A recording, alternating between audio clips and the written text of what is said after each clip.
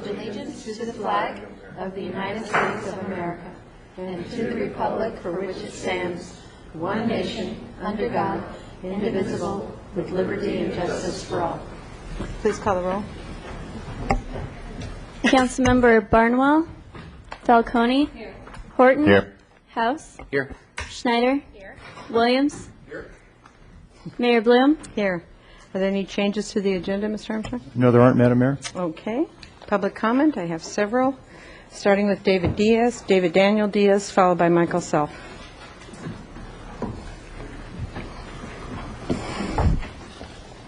Good afternoon, Council, Mayor. Hi.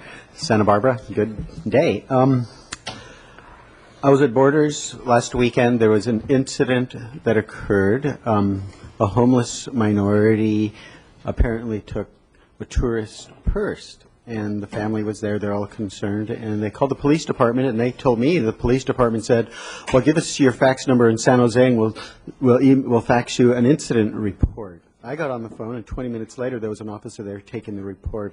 The Chamber of Commerce, I think, is with Rusty back here representing them, showed some concern, and I think as a community, it reflects badly on Santa Barbara to see how we're being treated. If the tourists are being treated this way, how are the citizens? Maybe it's a little wake-up call, and I thought I might share that because it was kind of strange. I felt like I was in the outer limits. It was completely out of context for me being a native Santa Barbaran.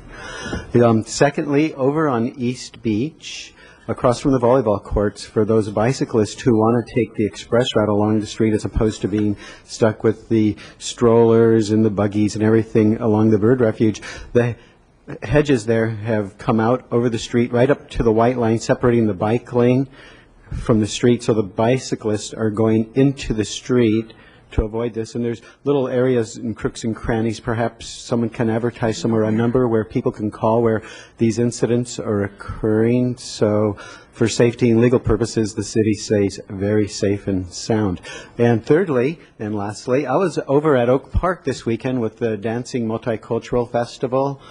I've been in cities all over the world. I've been in towns larger and smaller than Santa Barbara, and when there's public events, there's school buses from those regions bringing community people, families into these regions.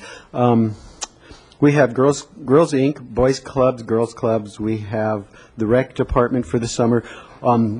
We have to figure out what we can do to get these communities in, get together with churches to bus, because these events, there's no people, and the kids are wondering what all this culture stuff is, because everyone talks about it when they get back together for their summer gatherings on Monday, but they never see it because the families are never there. How can we incorporate? I know it can be an enduring process, and it could be a challenge. There'll be ups and downs with it, but I think it's important to start getting our kids out and showing them that we are into what we want to be and share with the world. Thank you very much. Thank you, Michael Self, followed by Ann Fortuna.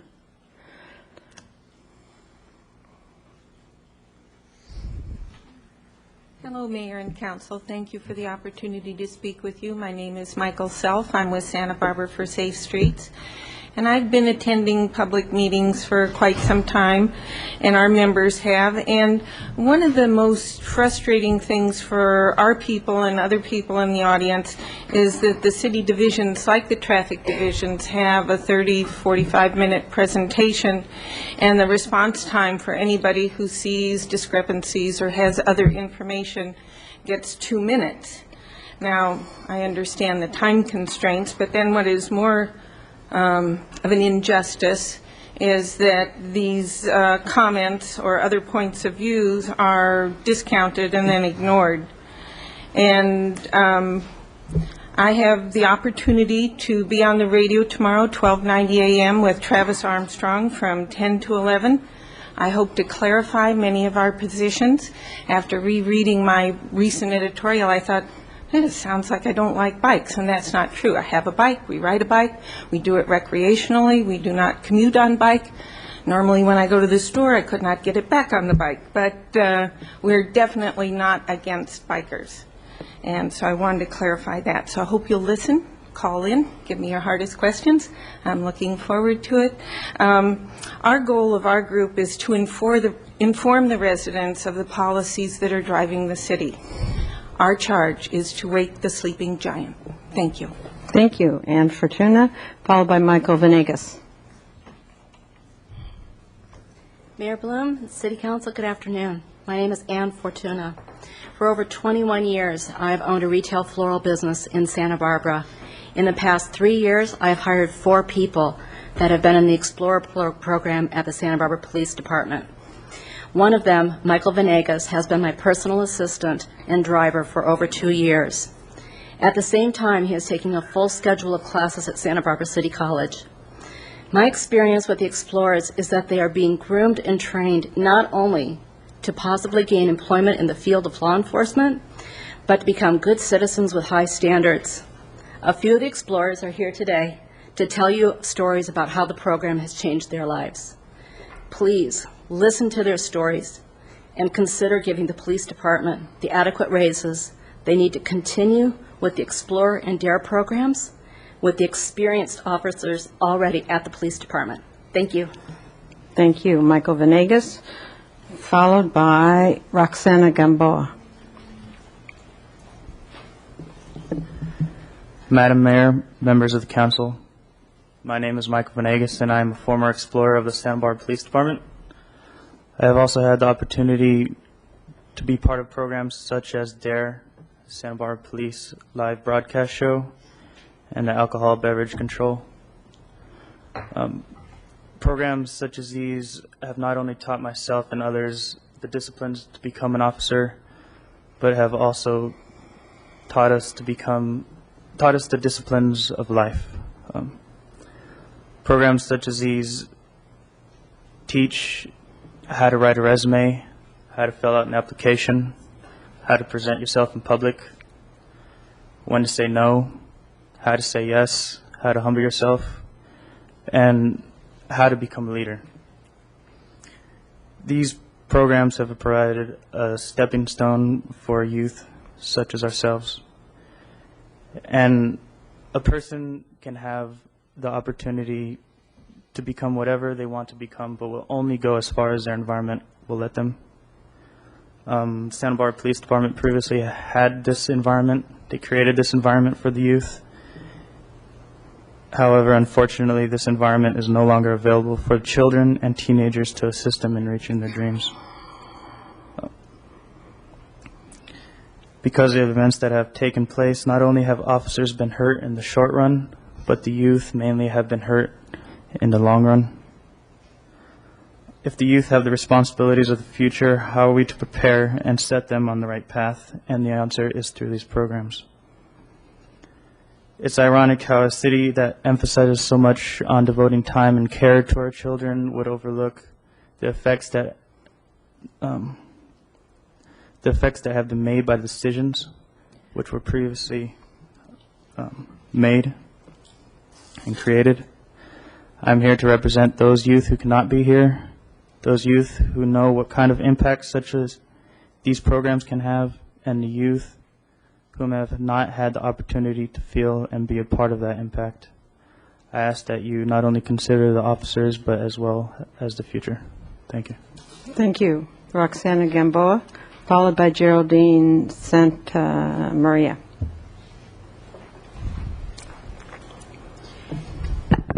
Good afternoon, Mayor Bloom and council members. Thank you for listening to our opinions today. These are some of my fellow explorers. Others couldn't be here. But some of us are here speaking to you and telling you our stories and how we've been part of the Explorer Post. My name is Roxana Gamboa. I've been part of the Explorer program for the past 6 years. The Explorer program has not only been a small part of my life, but it's been a huge part of my life because I've been doing it for so long. To have a program that you've been part of for 6 years and then to know that suddenly it's been taken away because there's not enough officers to do the work, not only hurts the youth, the teenagers, but it also hurts the younger kids, which are barely becoming young adults, going into junior high, high school, going to 6th grade, being introduced to drugs, violence, gangs, and the DARE program, which we always did the graduations for. You know, it was a way of kids to see that younger kids can also be part of the police department by being explorers, helping them out, you know. It was part of also being like a role model for the younger kids. And now this program is no longer available to them. Neither is the DARE program because there's not an officer available to them. Over 500 kids this year will not be receiving DARE. And these are important lessons that they would be learning if there would be DARE, because they would be learning ways to say no to drugs. They would be learning about gangs, violence, and how to tell an adult. Please consider this into getting our Explorer program back, because the day I found out that it was being canceled, I was very sad for a long time. But I mean, to know that it's something that I've been part of for a long time, being taken away for not having enough officers, it's very depressing. But, you know, I've also learned things that have not only helped me for the short run, but that are going to help me for my life, you know. Please support DARE. I've been doing the Explorer program for 6 years, and a lot of us have been joining in there because we wanted to make a difference, help the community out, do community service, and please help the youth by staying drug-free because they are the future, and please provide more police and helping to keep them out of trouble and supporting the programs. Thank you. Thank you. Geraldine Santa Maria, followed by Ken Locke, our last speaker. Good afternoon. Hello. My name is Geraldine Santa Maria. I was part of the Explorer program for about 7 months. I learned about it through my old program called GRIP, which also got taken away because of money shortages. When I lost GRIP, I couldn't understand why it got taken away, because it was a good program. It was okay, I understood. I still had my Explorer program. I'm not gonna lie, when I said I didn't, when Sergeant Whittam and Officer Gutierrez told us the Explorers was going to be canceled for a while because of shortages of staff, I went home and I cried. I couldn't believe it. I gained a lot from working a lot of the activities like the safety fair. I got to meet a lot of the officers. I admit when I first joined, I felt shy. I felt like I didn't belong because of my family background. Now I know what I want to be when I grow up, an officer. Officer Hope believed in me and respected me, gave me the confidence I needed. I respect what he does and what he stands for. I want to protect the streets I grew up in, no matter what obstacles come my way. I have the confidence and the strength to overcome them all. I'm honored to say that I was part of the Explorer program while it was still around. Hopefully you guys reconsider and give them a raise. Because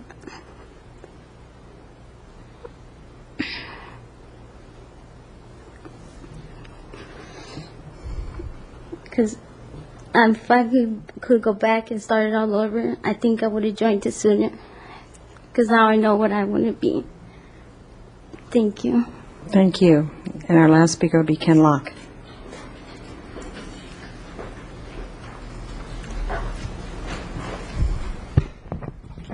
My name is Kenneth Locke. My comments in relation to the arts. The State Street art project.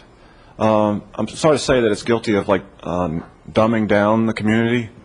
I've been fighting kind of with you guys, but I want to try to contribute and bring this community into a line with what art is. And I'm claiming to be part of the evolution of human consciousness through the arts, through the abstract, and claiming to be the last of the avant-garde. The whole basis of the avant-garde is kind of like a top tier in relation to art history. I've been privileged to be a part of that. I'm sorry to say that I finished it. It's over. What we have now is we have kind of like a lower tier, kind of like in relation to tennis, like an A and B and C level. Right now it's kind of like, it's not the A level, it's a B or C or D level type of situation. That's, but the problem is that people don't understand that there's these different levels. It's kind of like in an abyss type of situation. What I'm going to try to do is explain the whole basis of that avant-garde. I'm going to put it on a website and explain that whole basis of it. And the thing with the avant-garde is that the artists were not educated; they were self-educated. And what I'm claiming to be is the last of the self-educated, and also the one who finished. It gets a little complex, but I'll be putting it on a website and explaining all this, and hoping to raise this community up into the A team. Thank you. Thank you. Councilmember committee assignments, Mr. Horton. Well, thank you, Madam Mayor. Yesterday we had a board meeting of First Five of California, and I happen to be a member of that. We met in Santa Barbara. We usually meet all different places in the county. First Five of California takes money from cigarette tax and uses it to improve the school readiness of the children from all of our entire community. We try to improve the health of the children, family life, and make sure they're ready for school when they start. Okay, good. Ms. Falcone? Thank you, Madam Mayor. I want to start by thanking the young people who just came and spoke. It's hard enough for grown-ups to come, but for young people to come, I just want to say to them, keep living what you learned. So that ties into last week on Wednesday. I know that Ms. Schneider and Mayor Bloom and I were attending the new swearing-in of several police officers that we had that have just come out of the academy. And I believe total there were 3, but we had 2 there on Wednesday. The third one, I guess, graduated in the Oxnard ceremony, where I've been a number of times. And so that was very gratifying to see, you know, folks being sworn in. Also, SB CAG last Thursday, I filled in for Mayor Bloom, and there were a number of items that were on the agenda, one that had to do with flex time. And we have had a program here of flex time, but what SB CAG is doing is, through their consultant, they're going through phase 2 now, and they're going to be expanding it or seeing how we can expand it. So that's very exciting to see if we can get a number of people off the road. The couple of other items, one, I had the opportunity to ask the Caltrans representative who was there, what about our Castillo and Haley underpass, and when is that going to be finished? I know that they've got new technology that they've gotten from, I don't know, bunker silos and the Dutch and various places. But they said that they were committed to September of '06, which is in about 5 or 6 weeks, and we'll see if they're able to hold to that, and we're all very hopeful that they'll be able to complete it. The last one was the recommitment really to Measure D. There was a bit of conversation that had to do with Measure D, and that ties into a press conference that we just had this noon here, actually, out on the front steps, where there were people from all over the county, from North County, from Mid County, from South County, elected representatives and community members. So we look forward to seeing this effort go forward, and I'm sure there'll be plenty of press coverage on that conference. So thank you. Thank you. Mr. Williams? Last week on Wednesday, there was a meeting of energy stakeholders talking about wind power, which has been estimated by CEC to have the capability of providing 23% of our county's power consumption. So there was many details of that unfolding. Thursday, there was the People's Self-Help Housing donor appreciation event, but in particular celebrating some of the achievements of some of the young people that have been involved in their education program. People's Self-Help Housing conducts special education programs for residents of their facilities. And then last night, Mayor Marty Bloom invited Councilmember Schneider and myself along to a meeting of the Ladera Group, which is a neighborhood group over off Ladera Drive, and that are encountering many gang-related issues in their community. And, of course, one of their things that they truly asked us was to prioritize, as staffing goes up, the addition of the beat coordinators, which were sorely missed. So That, in addition to the issues of a bike path that is now going through and connecting the community center with them, and lighting issues, to maintain safety in the area. Okay, Ms. Schneider? Thank you. It's been a busy week, even though it's summertime. Last Thursday, I joined members of the Creeks Division and the Parks Department, as well as about 24 kids in cleaning up Bonnet Park. I had my big boots on, so I got to wade through the creek and pick up some things, and then a lot of trash. And they also did some mulching around the area, fixed up the fence, cleaned up graffiti. I think it looks 100% better than it did before, and it was good to see about 24 local neighborhood kids come up and take care of their own park. That was heartwarming. Also, Friday, Councilmember House and I were at the Alzheimer Association Memory Walk, and I was able to meet a whole number of people there. I think they raised close to $70,000. Is that what I heard? Under the new leadership of Executive Director Loretta Redd. So congratulations to her and her team in putting that memory walk together at Chase Palm Park. It was a beautiful afternoon on Friday. And then Saturday morning, I spoke on behalf of the mayor at the Yanonali Community Gardens to thank Vaughn's that put, I think it was 20 tons of compost material for our gardens. Vaughn's decided to go above and beyond their requirements for diverting waste into the landfill, and they, throughout all of Southern California, if not throughout the state, they take their produce that they cannot sell or extra lettuce and whatever from the deli and send it to one big compost, I don't know, machine, something. They have a whole facility there, and then redistribute that throughout the community. And so we got some really prime, wonderful compost dirt, and had a workshop for the area, for people, for residents. There are about 40 people there, and I got to talk about our sustainable committee and our green team, and mentioned the city picnic that we'll have tomorrow, which will be a zero waste event. So over 500 people show up for lunch, and not one bit of trash. Everything will either be recyclable or in the compost bin, which is very exciting. I'm looking forward to that. So yes, it's been a busy week. Or we'll eat it, don't forget that. Yeah, or we'll eat it, that's true, at the lunch, that's true. Okay, Mr. House. Just a couple things to report, mostly to follow up on what Ms. Schneider was just saying. That amazing donation of Vaughn's there's another piece to it. Reduce, reuse, recycle, right? Well, you talked about the recycle part. The reuse part's interesting. Santos Escobar from our Parks and Recreation Division somehow got wind of this, if you excuse the pun, compost situation, but asked maybe an obvious question to him, not to me, but there it is.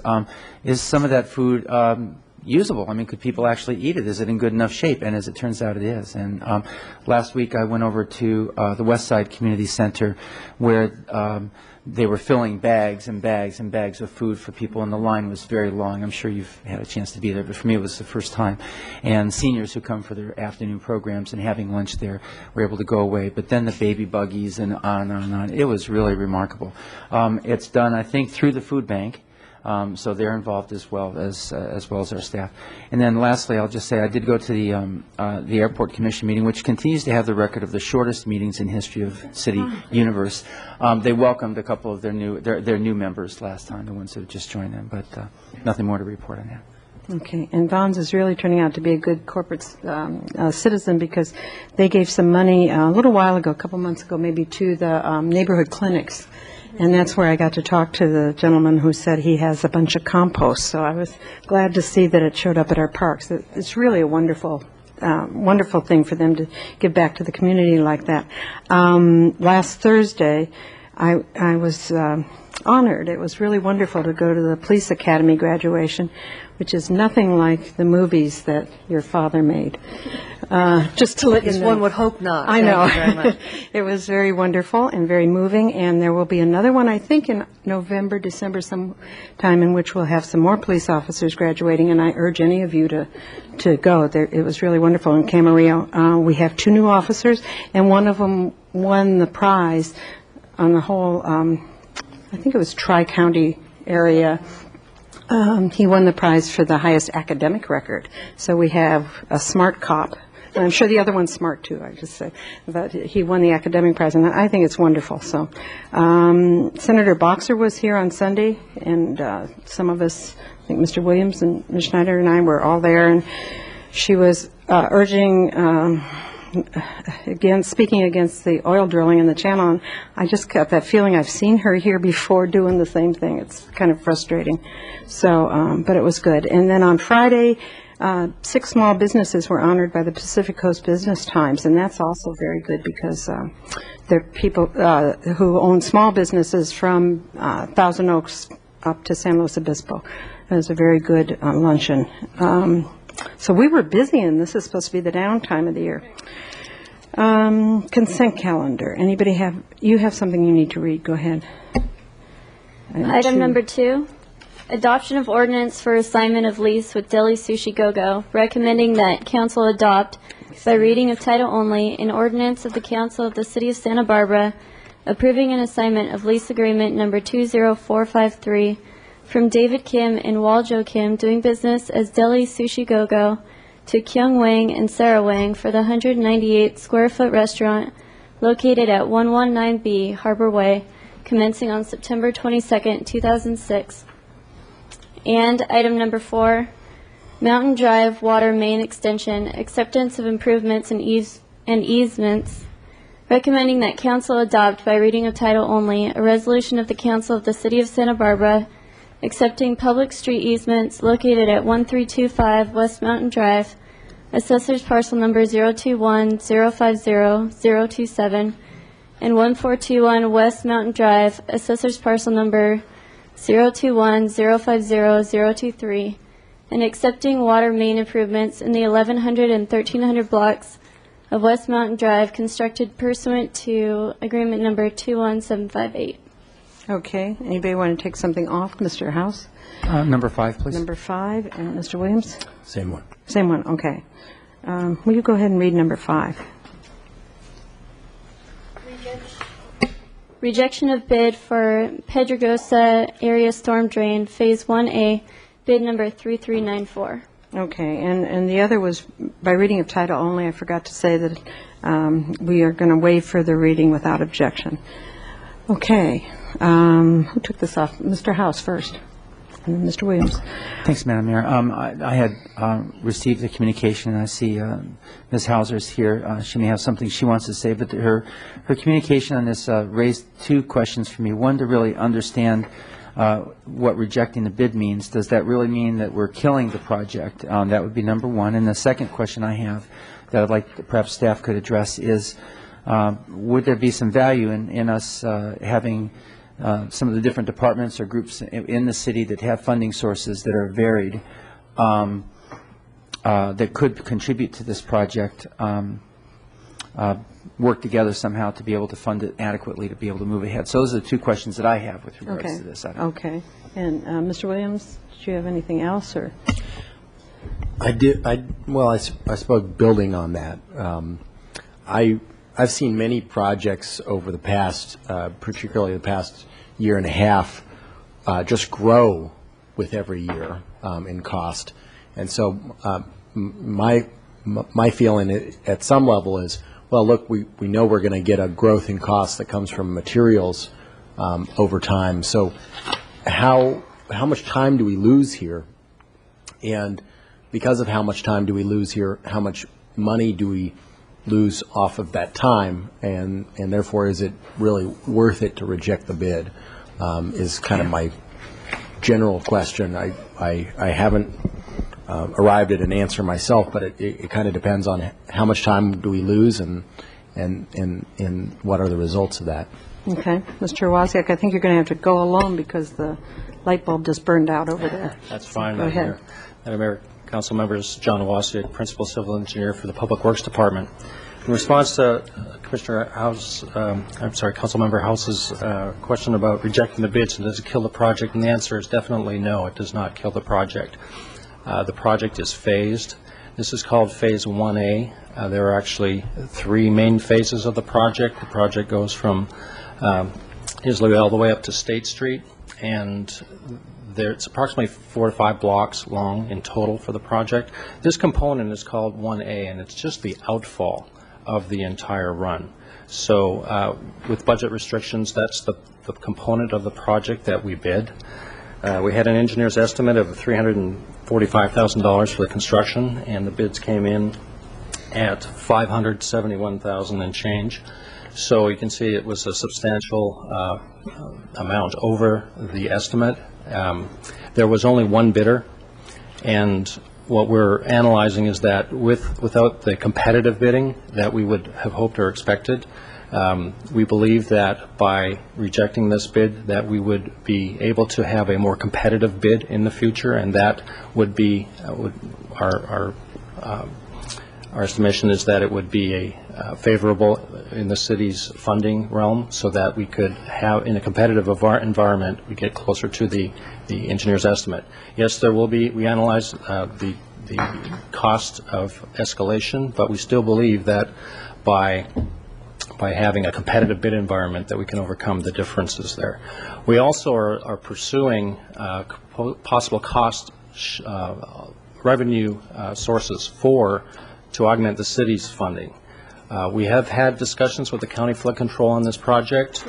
We are pursuing further discussions with them with the hopes and to being optimistic of that they would partner with us on not just this component but the larger project as a whole. So we'll be working with them in the future. So we believe that there's the possibility of having funding come from outside of city sources. So when Councilmember House asked if there's other city funding that could be involved, well, we're hoping to take that to another level, to have outside of the city funding to help contribute to this project. So we're fully supportive of the project. We just believe that this is a significant cost over our estimate, and we feel that that was a fiscally responsible thing to recommend to the council, and we're certainly open to talking about funding alternatives for that. And hopefully part of my answer here does respond to Councilmember Williams' question, is it worth to reject the bid? Time will tell. We're being optimistic, but that is the staff recommendation at this time, and we're receptive to ideas or council's input. Okay, good. Can I Mr. be more Williams, go precise ahead. with that question? Sure. When was this scheduled to be done beforehand, and how much time do we push that date back by rejecting the bid? Mr. Wazek. The project, if the bid was accepted, then we would have a construction period. I'd have to refer approximately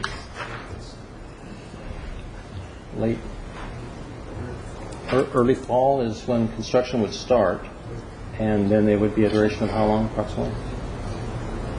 For approximately 1 year. The construction period be prior to the next rain season. And so, of course, as the next bid, it would be that duration longer. In our staff report, we mentioned that we would see it as approximately, possibly more than a year that we would put this out. So we're seeing, in estimating, we're seeing costs projected at, say, 12 to 15% a year. So we're considering those figures. And again, one of the key elements is the alternative funding sources that we'd be seeking other than city funds. So Go ahead. So this will put us out at least one more rain cycle longer than we otherwise would. Yes. So it was a question of our risk factor. Is the if there's not a heavy rain that year, it seems like we'll feel like, oh, we saved some money and that's great. But if there's heavy rain, then we might feel kind of dumb that we rejected a bid over the $200,000. And so this is essentially a question is how risk averse is our strategy, Madam Mayor and Councilmember Williams, let me explain a little bit about any risk associated with additional rains. This outlet structure only conveys what is contributed to it. There's approximately 170 cubic feet per second that currently comes to the existing outlet. By putting in this new structure, it won't deliver any more, or there won't be any more contributions of water coming to that structure. The new structure will have the capacity of 500 cubic feet per second. However, the delivery of the water to that structure will still be only 170 cubic feet per second. So this will have, this outlet structure replacement in itself doesn't have any effect of the drainage upstream of that structure. So there is no additional risk factor associated with the replacement of this outfall structure alone. Thank you, John. Am I right in, when I read this, and I can't find it right now, oh, there it is, as I look down, it was talking about phases of this, so this is just one of the phases of this entire project? Madam Mayor, that's correct. Again, this is Phase 1A, and then Phase 1 is approximately 2 blocks long, and Phase 2 is another block and a little, and if we had the overhead working, we could show that to you, and then Phase 3 is another 2 blocks long that takes it to State Street. The existing private-public drainage system that this new system would replace currently runs through both city streets and private yards and has very limited capacity, and so the project is a very noble event. We would like to pursue the project. It's a matter of funding it appropriately, and so that's the reason for the staff recommendation. Okay. We have Hillary Hauser who might want to speak. Do you have a question? You might want to ask it. I have a couple of questions, but if Ms. Hauser wants to speak first, I'm more than happy to defer to Ms. Hauser. Come on up. Who has beautiful flags on State Street, I love your by the flags. way. Beautiful flags on State Street. Yes. Oop, your microphone. Those are new, aren't they? Where are they? Are those brand new? Pretty much. Yeah, okay. I've never been noticed for my style of anything before. Well, first time for Don't everything. mean to throw you off there. It depends on what meaning of style you're asking. No. Oh, my. Madam Mayor, members of the council, I'm Hillary Hauser from Hilly Ocean. And obviously joining in late on this conversation of this project. So obviously, I don't know, I would love to know what phase 1B or 2 and the rest. But Hilly Ocean took notice of this because we're concerned about, stormwater structures. And we've been searching and searching. We're working with this company, Abtec, that has a filter that filters out bacteria. And we've been trying to get this model program that was going to be paid for by a very generous benefactor. And the problem with storm drains is we can't find an intact one. The culvert, are busted up. You can't attach certain things. I've talked to Jill Zachary about this, and we thought if we could get a storm drain that goes from here to there, maybe we could actually get a handle on stormwater problems. So when I see a project like this, what I would like to ask the city council is if it's possible, I have emailed everybody, if it's possible that maybe today's action would be to take this off of the deciding table. I don't know how long this bid stays good, but that if we could take this back off the table and have a discussion, including maybe flood control, including maybe creek department. I mean, their business is stormwater, and stormwater permit and stormwater structure could be part of this. But in addition to that, Abtec, who we're working very closely with, which, by the way, Governor Schwarzenegger's environmental aide, Terry Tamminen, is now a consultant for Abtec. And what we would like to do, we've already been in touch with Abtec to see if maybe they can contribute some money to this. I mean, if we're only saving, I sort of did some rough math, if we're only saving $126,000, that's my math, maybe it isn't good math, but if you add up the time lost, the staff time that's going to take to fire this up again, how much are we really saving? I would like to ask the city council if we could move this over into a discussion and bring in the Abtec people and see, because there is a lot of money there, that they would be interested in possibly getting a joint, a collaborative project with the city where we can actually monitor and see these things are being put in Long Beach and Rhode Island, and we need to do more monitoring, and maybe we could do another collaborative program with AbTech, Heliocean, the city, and see what this project really is, and start to get our storm drains in place, because they're a mess. They're broken up. And so I hate to see this one go, and maybe the action, if I could ask the city council to just not decide if this bid is good for a certain more amount of time, could we sit down and talk about this? Okay. That's why I'm asking. Okay. Ms. Falcone. Thank you, Madam And Mayor. then we can answer. At some point, Mr. Wozniak, maybe you could address that, but I have a couple of questions. Well, let's start with that. How long is this bid good for? Madam Mayor, Councilmember Falcone, the bids are good for 45 days. We've actually extended it a little bit to get to this council meeting because we've been evaluating it. So really, our time is up on reacting to the particular bid. We could certainly go back to the contractor and negotiate or ask again. But another important factor is that we have an environmental window to do certain aspects of the work. And if we delay this, we're actually going to push this out another year just due to the timing of the construction for the environmental permitting. So let me understand what I think I just heard you say, is that a delay, as Ms. Hauser is asking for, would result in the same delay as rejecting the bid. So it's 6 of one, half dozen of another. If we reject the bid today and move forward with a rebid process, it's not going to save us any more time than what Ms. Hauser is asking us to do.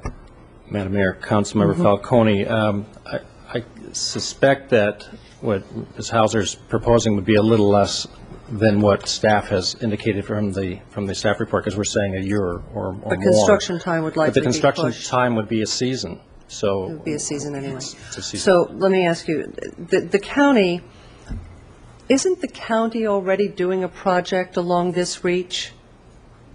Or am I thinking of a different reach? Madam Mayor, Councilmember Falcone, the county is currently constructing and finishing up on the west side storm drain project. And this doesn't connect in any way? And this does not connect there. Okay, that's fine. And the city is Not contributing to having that called through project. them, not knowing where they connect, but I thought, well, maybe that is part of this same reach, but it's not. The timing on the rebid, what are you foreseeing? Let's say we go forward with staff recommendation today and reject the bid. What are you looking at in terms of timing for the new, more competitive bid process that you were talking about? Madam Mayor, Councilmember Falcone, the optimistic side of things would be approximately a year because, again, of the construction window, but we'd also want to time the next bid at a better time in the season where we would be more apt to get competitive bidding. With the contractors being very busy when this was bid, one of the front runners that we were expecting to get a bid from, Lash Construction, they're doing 2 major storm drain projects in the city currently, and they did not supply a bid. So we would hope to try and get as many bids at the most opportune time. So we would factor that into the equation. Now, funding is also a factor, so we understand that there will be funding challenges, and so we'd like to address them at the same time. But I think you get the sense of what we're trying to accomplish, which is to have a more competitive environment and get as much non-city funding in contributing towards the project, if possible. Okay. And the Creeks project, the Creeks money is not involved in this project at all? This is all Public Works? That's correct. Okay. And the 12 to 15% construction increase in materials that you're estimating, that you're projecting, your numbers in the staff report, this, according to the estimate, it should be a $345,000 project. It's come in $226,000 over, which is 66% over, almost, I mean, that's a huge chunk over. Am I correct in saying that it would take a number of years of construction estimates to get to that overage based on your projection of 12 to 15% a year? Madam Mayor, Councilmember Falcone, I believe that's a simplified version of accuracy, yes. Okay, so we're looking at 66%, agreeing to 66% over what we think this project should cost, balanced against a 12 to 15% cost increase in materials and construction per year. Is that fair? Madam Mayor, Councilmember Falcone, there are other factors, of course. Sure. But that's a simplified version. Crudely. But it would certainly be a couple of Okay, years. thank at you. least. It would seem one of the best things to do would be to reject the bid and then have you all talk and try to figure out how to finance it. I mean, that's what's starting to come clear to me. Ms. Schneider. That was going to be my I'm point, sorry. but that's okay. I'm supposed to let you talk Well, first. that's all right. But it sounds like, I mean, we do have an opportunity to work with Heal the Ocean, and Yeah. if you're already trying to work with the county flood control district and finding that kind of funding, and then there might be private funding, we might have a better project in the long run. And if that is the better way to go, delaying this doesn't help that process. In fact, it might hinder that process because we would be losing the time anyway to get the project done. So I'm encouraged that you came here today because I think it actually brought up some good opportunities for us to work with Heal the Ocean and other private potential funding as well as looking into the county. So I think the logical step is for us, like you said, to reject the bid, but then to move forward and work with Heal the Ocean and work with the county in trying to devise a new bid that would satisfy all the objectives of this project and hopefully get some outside funding as well. So I'll make the motion to approve the staff recommendation in rejecting the bid, but also add that staff work with Heal the Ocean and trying to find other forms of funding for this particular project. Second. Okay. Mr. House? All I want to do is concur and say I'm glad we had this conversation. And I want to thank Ms. Hauser for bringing it forward to us.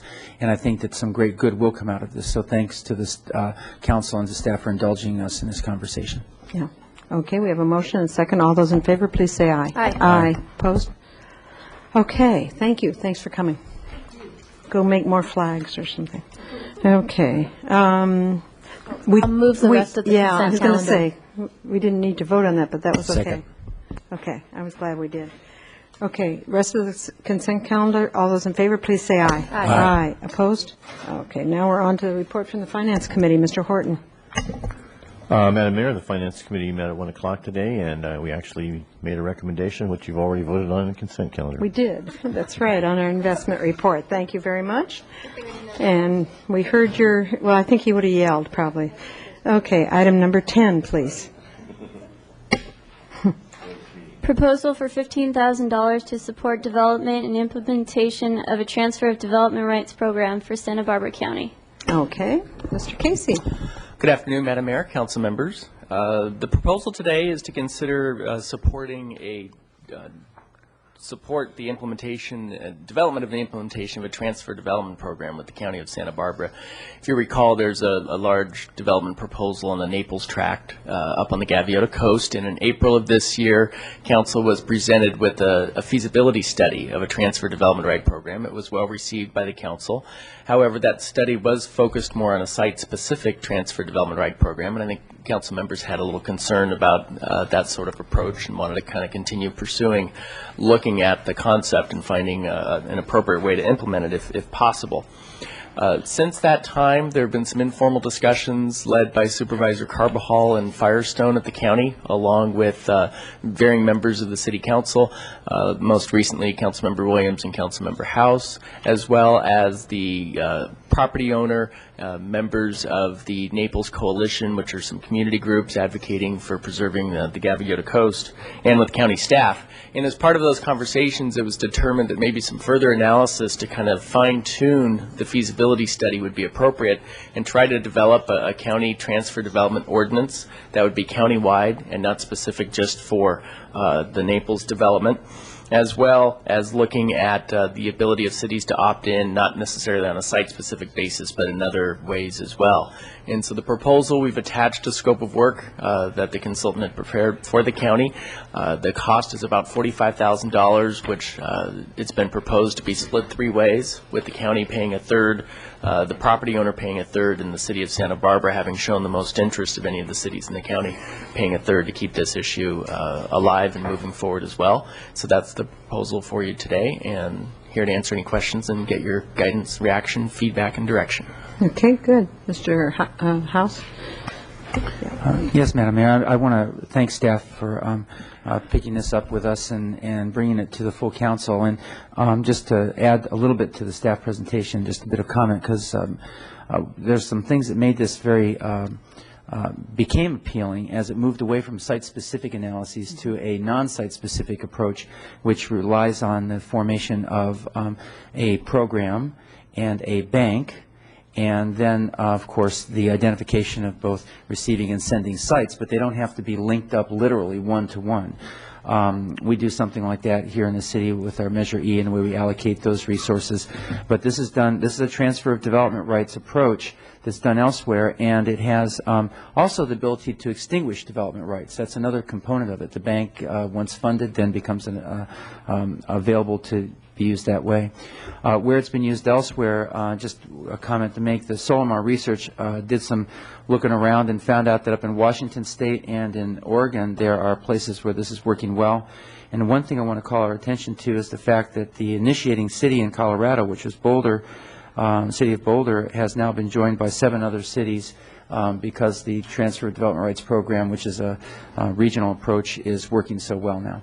So I just hope that the rest of you would agree that this would be money well spent and open up that possibility for us. And not just for us in the city of Santa Barbara, but certainly for the county as a whole. Sure. I wanted to thank you and Mr. Williams for attending the meetings. Mr. Williams? Wanted to add to that sort of a reminder of what is at stake. The Naples is the next part of the Gaviota Coast, which may be gobbled up by development. It's not pristine in the sense of untouched, but it's a beautiful resource, especially to the surfers and divers and sailors that use that area, as well as this is agricultural land that's been a part of our heritage for some time. And what I found to be very gripping on going to some of the hearings about this is that it is not just Goleta folks who are concerned about the development of Naples and the Gaviota Coast. As a matter of fact, I think I counted a whole lot more people that were City of Santa Barbara residents who are very concerned about this development, and it speaks to why Santa Barbara, the city, should be a leader in this regard. And I think the county just needs to have somebody who's going to be a strong partner on this to help move it forward. And of course, the added detail that I would love to see if we approve this today is the request of the consultant that they also not only work on a county ordinance, but a city ordinance that would help create that programmatic option. And what Councilmember House means by a programmatic option, there's a good example just next door to us in San Luis Obispo County, in Cambria.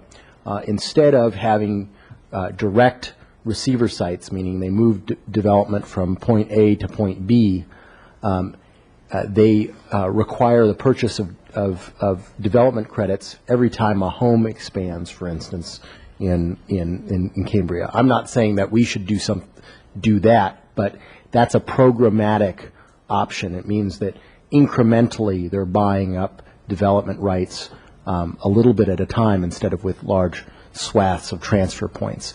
And I think that might be a good way for Santa Barbarans to help contribute to open space preservation, but without absorbing, massive new tracts of development. Okay, Ms. Schneider and Ms. Falcone.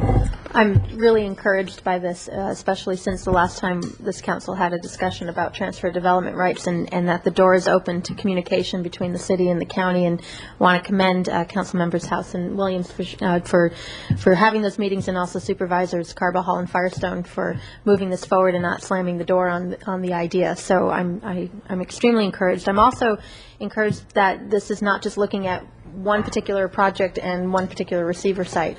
Naples, as Councilmember Williams said is extremely important to residents of Santa Barbara, to myself as well. It's the most, I guess, front page item right now, but there will be others, and there have been others. Another that comes to mind to me is the West Mesa of the San Marcos foothills area, which is actually in our city's sphere of influence, and something else I think if we had a program in place we could look into, because that area, as that project has gone through the county, has actually, as I understand it, has split up a bit. There's the smaller units on the eastern part of the project that's going forward, but there's an option now through Mr. Comstock working with the project in the county for the West Mesa and those bigger units to develop some form of transfer development rights, and that has come up. There was a couple of months ago a presentation about that, and if that's something that we could also look into with this program, I think it's worth doing. And so I'm very pleased, and thank you to the leadership here and with the county in trying to move this forward. So I'm all for it. Great. Ms. Falcone, sorry. Thank you very much. I think the foothills is Vermont. But I think the foothills is Vermont. But It actually changed. The West Mesa now is working under Mr. Comstock. Oh, and good. Okay. They split that up. Oh, great. Yep. Okay. I didn't know that. Excellent, excellent. I'm glad to see this, along with my colleagues. I'm very glad to see this as the next step in the TDR conversation. I have to remind people that TDRs in Naples in particular is an issue that a lot of people have spent an awful lot of time really involved with. If you remember back, the big fight that was Moorhart, that was really litigated brilliantly by then County Counsel Alan Seltzer, that went all the way to the Supreme Court. Now, I think the Supreme Court erred, in my humble opinion, and the county lost that decision. But that's how long people like the county and EDC and the Coastal Conservancy have really all been fighting this very, very fight with transfer of development rights, and how do they go and where do they go and who takes them and how much. So the movement in this particular area is glacial, but it's moving. You know, I learned about this for the first time 14 years when I came about, and here we are. But there's still, I think we keep progressing and we keep moving forward. And now the study that we're looking at, we've got the feasibility study, and what we're considering today is actually looking beyond just our South Coast shelf to have places where TDRs could be, and maybe setting up a countywide program that is not ineffective because of its jurisdiction by jurisdiction uniqueness, that maybe it's a comprehensive plan that really does involve all of the various jurisdictions throughout the county who work in the same way on this issue. Complicated, that's a very simple description of what this is, but necessary and interesting and probably feasible on some real levels. So I'm 100% in favor of it, always have been, always will be. Let's continue to roll up our sleeves and get to work. So thanks for bringing this to us again. Okay, we'll entertain a motion. I'd be happy to move that we go ahead and consider appropriating the $15,000 to support the development of a program countywide. Second. Okay. Madam Mayor, I'd yes, just like go to make ahead. one Mr. comment House. as we go Sure. on. One of the things that I learned by being part of the working group, and not that I didn't know it in concept, but it really came home for me.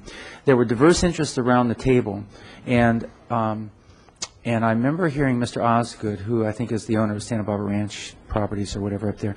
He talked about the importance of having both a willing buyer and a willing seller, that whole respect thing. And the respect that's sort of generated, required for one of these things to work is something we should never forget. And so we're setting up a way to really have an opportunity to do something good based on mutual respect. And I think we should always keep that in mind, especially when we deal with these very sensitive issues. Anyway, thank you very much. Okay, we have a motion and a second. All those in favor, please say aye. Aye. Opposed? Okay, item number 11. Public hearing to consider proposed underground utility district number 10, recommending that council adopt by reading of title only a resolution of the council of the city of Santa Barbara establishing underground utility district number 10. Okay, Mr. Nisich. Yes, good afternoon, Mayor and Council. My name is Tony Nisich, Public Works Director. This item before you today is the public hearing to consider adopting a resolution that would establish the city's underground utility district number 10. To give the presentation today, Mr. Homer Smith, Principal Engineer, will give the report, and also with him is an old face of a new consultant, Mr. James Britch, which you've probably mentioned. I've seen him before, but he's also going to be a consultant on this project, and he's here if you have any details. So, Mr. Okay. Smith. Mr. Smith. Good afternoon, Madam Mayor and council members. As Tony indicated, I'm Homer Smith, Principal Engineer with Public Works Engineering. And on August 1st, 3 weeks ago, you reviewed the proposed boundary map for Underground Utility District 10, which is Cliff Drive, extending from Fire Station number 6 westward to Mesa Lane. And you set today for the public hearing. So that is our primary purpose for being here. All of the parcels affected by the undergrounding have been noticed by the city clerk's office, and we've received some few calls, most of them very interested and very positive for it. We also contacted the Mesa Association, and we contacted their president and several of their officers, and they're very supportive of the project. We will go to their next scheduled meeting, and I'm not sure if any of them are here today. Also today, you adopt a resolution which creates Underground Utility District 10, and this effectively bans overhead facilities from ever appearing there again. So we won't see anybody like any other utility or any sort of a digital company saying, oh, well, can we do that? We probably will put in some extra conduits when we install the undergrounding for both city purposes as well as for other public utilities purposes. The resolution also includes the language for Southern California Edison to be able to use Rule 20A money to make the electrical panel conversion at the house. So this greatly expedites that aspect. So at this point, Southern California Edison commences design, and I would like to give thanks to Ms. Jane Brown from Southern California Edison, who's here today, for all the help we've received from her. And Edison has a specific Rule 20A manager for our area. His name is Mark Nail, so he'll be the one taking over this project. As we indicated a couple weeks ago, we anticipate design to take about 18 months, 18 to 24. We're going to really push to see if we can get it to be 18. And construction should take about a year, or less than a year. Councilmember House was keen to point out that while we're doing all of this construction, we ought to make sure that we do all of the other improvements that are up there. So I've contacted Caltrans and can confirm that as part of their relinquishment, they are required to put in ADA ramps, handicap ramps, all along that area. And I think there's something like 7 or 9 that they will be doing.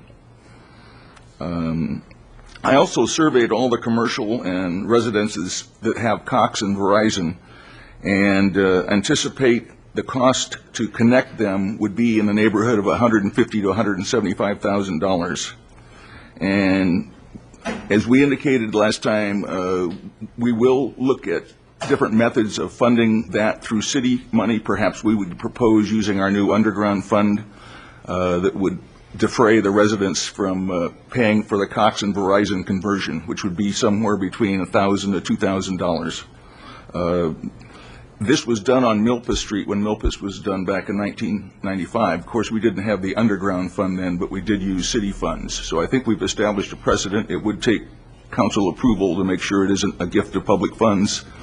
We've worked with the city attorney on this, but I think now is not the time to determine that. We really need to wait until we see what Edison's estimates are, what the utilities' estimates are, and then we would come to you with a contract to have that conversion done. Also, you, I believe, saw a recent email that indicated that the Planning Commission approved the release of the money that was going to be used to underground Yananali Street. And I was at that Planning Commission meeting, and they were explicit to make sure that it be used in the coastal zone, and it be used not to defray any 20A money, but to supplement 20A money. So we will be looking very seriously at seeing what Edison's estimates are. We may need this money just to extend to where we want to go, or we may be able to extend even further to the east, say past Fire Station number 6 to the east somewhere. So at this point, that completes my discussion. I'm open for questions or comments. Okay, we have no speaker slips, but let's begin. Mr. Horton. Supervisor Rose has had a committee on broadband working in the last year or so, which I've been attending with some of the meetings. And I don't know what the future of that is, but I'm wondering, in this undergrounding effort, is there consideration for fiber optic, and is there room for that, or is this appropriate even to consider in that regard? Mayor Bloom, Councilmember Horton, I think by putting in additional conduits, we will cover the option of, if fiber optic is proposed for that area, that we would have the means to accommodate it. Okay, thank you. Okay, Ms. Falcone? Thank you, Madam Mayor. A quick question. League of California Cities is very involved with AB 2985, which is the telecommunications bill that is working its way through. Looks like it's going to pass. Amazing what money in the right places does. And it's also very explicit about the what's called lawn furniture that AT&T and Verizon may or may not install in jurisdictions under the current bill without the jurisdictions by your leave. So my question is whether or not the resolution that you're asking us to pass, where you say it's going to prevent any and all installation of utilities in the future above ground, does that include the lawn furniture that AB 2985 has in it? Okay, Mr. Smith? Mayor Bloom, Councilmember Falcone, I'm not sure if our city attorney may want to comment on that, but the resolution prevents any future overhead facilities.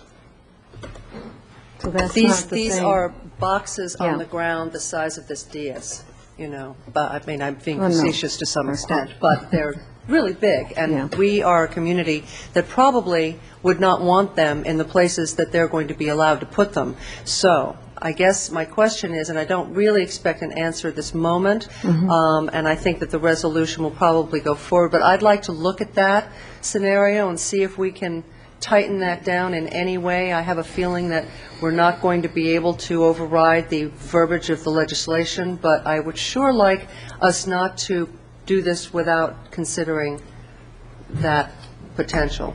Mr. Wiley? Mr. Wiley? Well, Madam Mayor, Councilmember Falcone, what we're doing here is pretty much a consensual approach. By that I mean we're going to work this out with Edison and pay for it. And you're referring to the boxes and different things that will appear typically in the area between the sidewalk and the curb.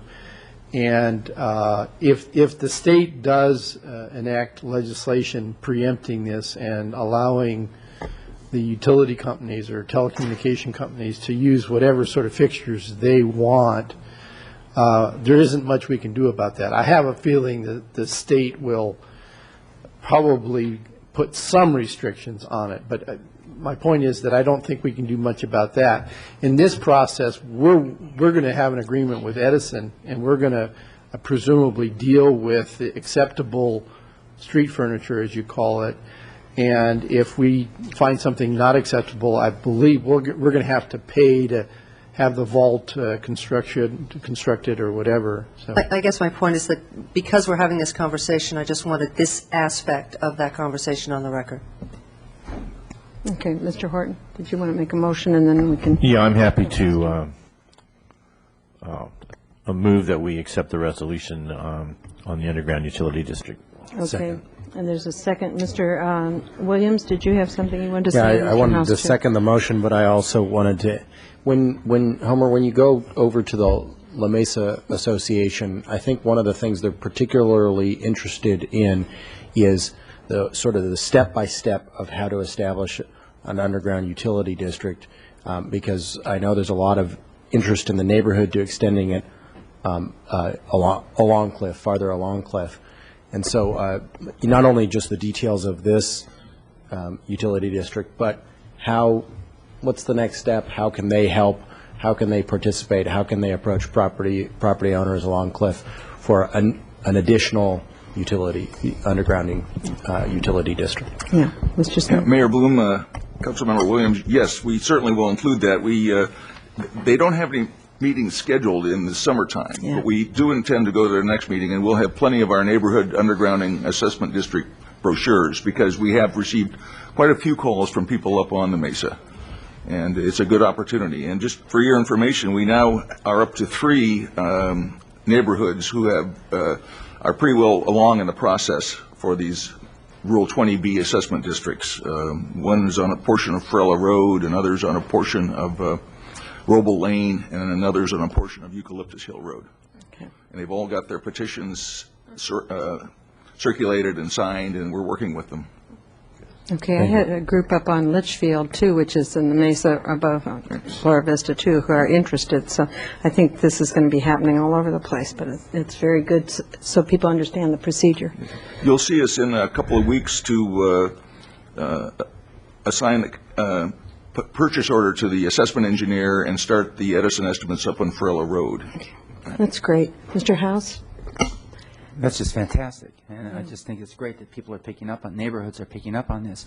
Is there any other discretionary review from our planning commission or anyone else after today? I mean, does the process entail going back through that at all, or is this it, and then from here on out you're in the mode of implementing? Mayor Bloom, Councilmember House, today is it. We've gone to the Planning Commission several times. The project really is now Edison's project, and we're just coordinating with them. And we expect to see you back then for this, to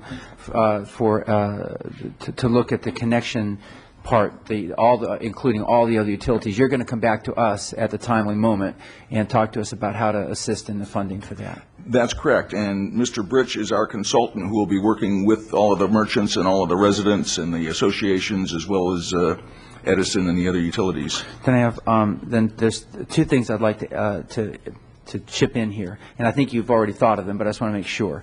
And my experience on the Milpa Street situation was how important phasing and coordinating with the merchants in that area was to ensuring that business continued on even during the project. And it was difficult, but that communication and the willingness of the contractor to phase the project, keep access, egress, and all that, that was really important. The other key piece that we were so thankful for, and I don't want to forget this, is the 24-hour hotline, knowing to whom we could turn if there was some, the construction site in one case was left, in an insecure way and it could have caused injury, but to know that we could call somebody and there would be a quick response. So that's the second piece. And the last part is to appreciate the Jane Browns of the world. In our time, we had John Britton, who did a phenomenal job for us and with Edison. And in this case, we have somebody who's representing the company well, and I really appreciate that. That personal touch and having a consultant like you. But this is really a key part of making this turn out to be a success. Yeah. And you'll make sure you invite us all to the party when we get there, right? Thank you. Okay, there's a motion and a second. All those in favor, please say aye. Aye. Aye. Opposed? Very good. I think we're going to take a real quick break. Item 12, you might want to turn in your, just a couple minutes, you might want to turn in your speaker slips and so on.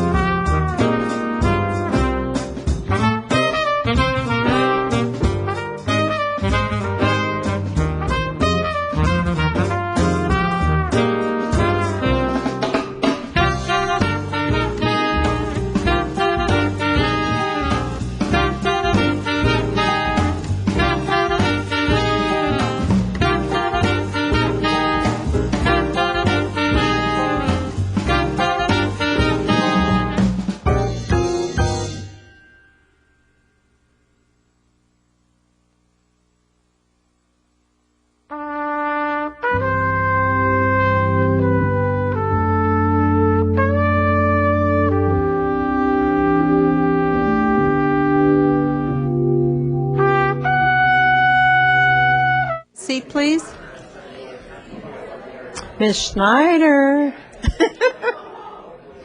I knew I could get her.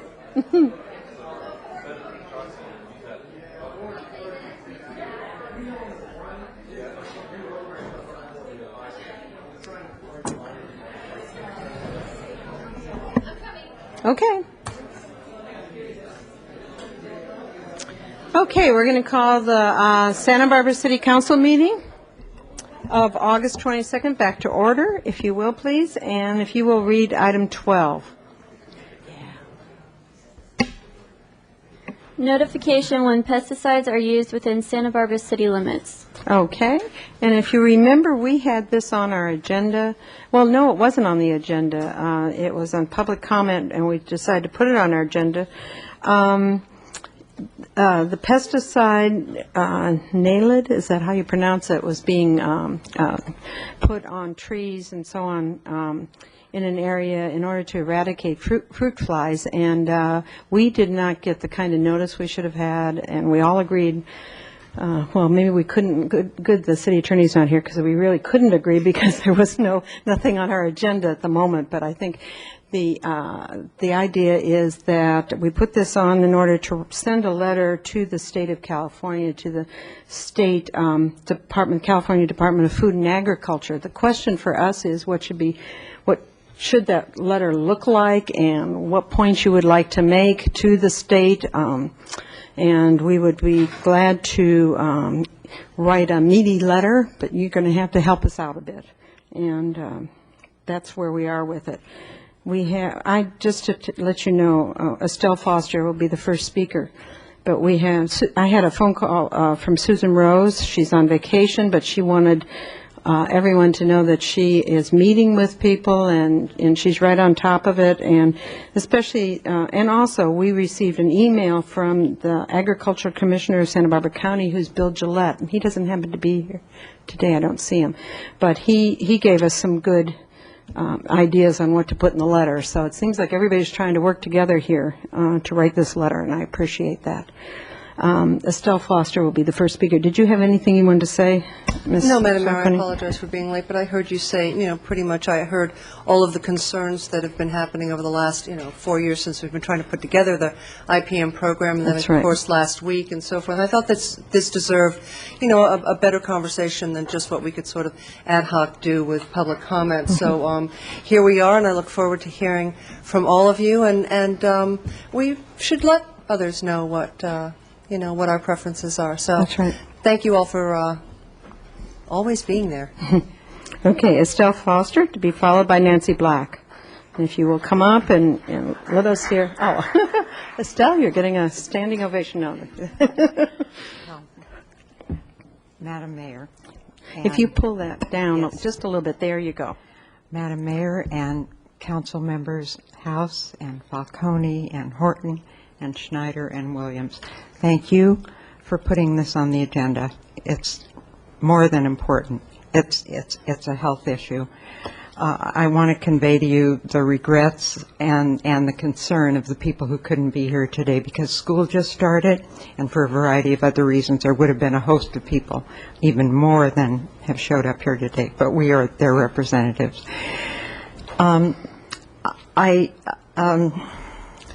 I think that I can sum it up in 3 words and then elucidate.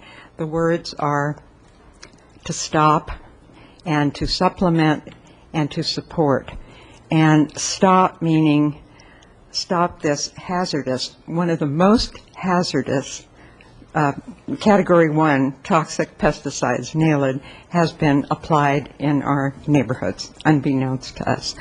Secondly, we want to supplement with what the USDA, who actually oversees the State Department of Food and Agriculture, recommends, has researched, encourages, supports, and that is the combination use of spinosad or another equally viable alternative that is less toxic and beneficial. So, and then the third thing is to support the community. The community doesn't know about this by and large. The ones who do are gravely, gravely upset and concerned. People are having symptoms. We want to have some kind of a place, a friendly environment that they can call, a hotline, an informational aspect to it, where they feel encouraged. I would suggest to the Ag Department that they could provide that, but, you know, our experience has been they have been busy defending their position. And they did have discretionary, they had a discretionary option when they chose Nail It. The state mandated that a combatant to the flies be used, but they didn't say Nail It. That was not mandated. There is an option that's viable, encouraged, and supported by the USDA. So, you know, as more and more research comes in, it gets scarier and scarier, and more dangerous do the facts begin to appear.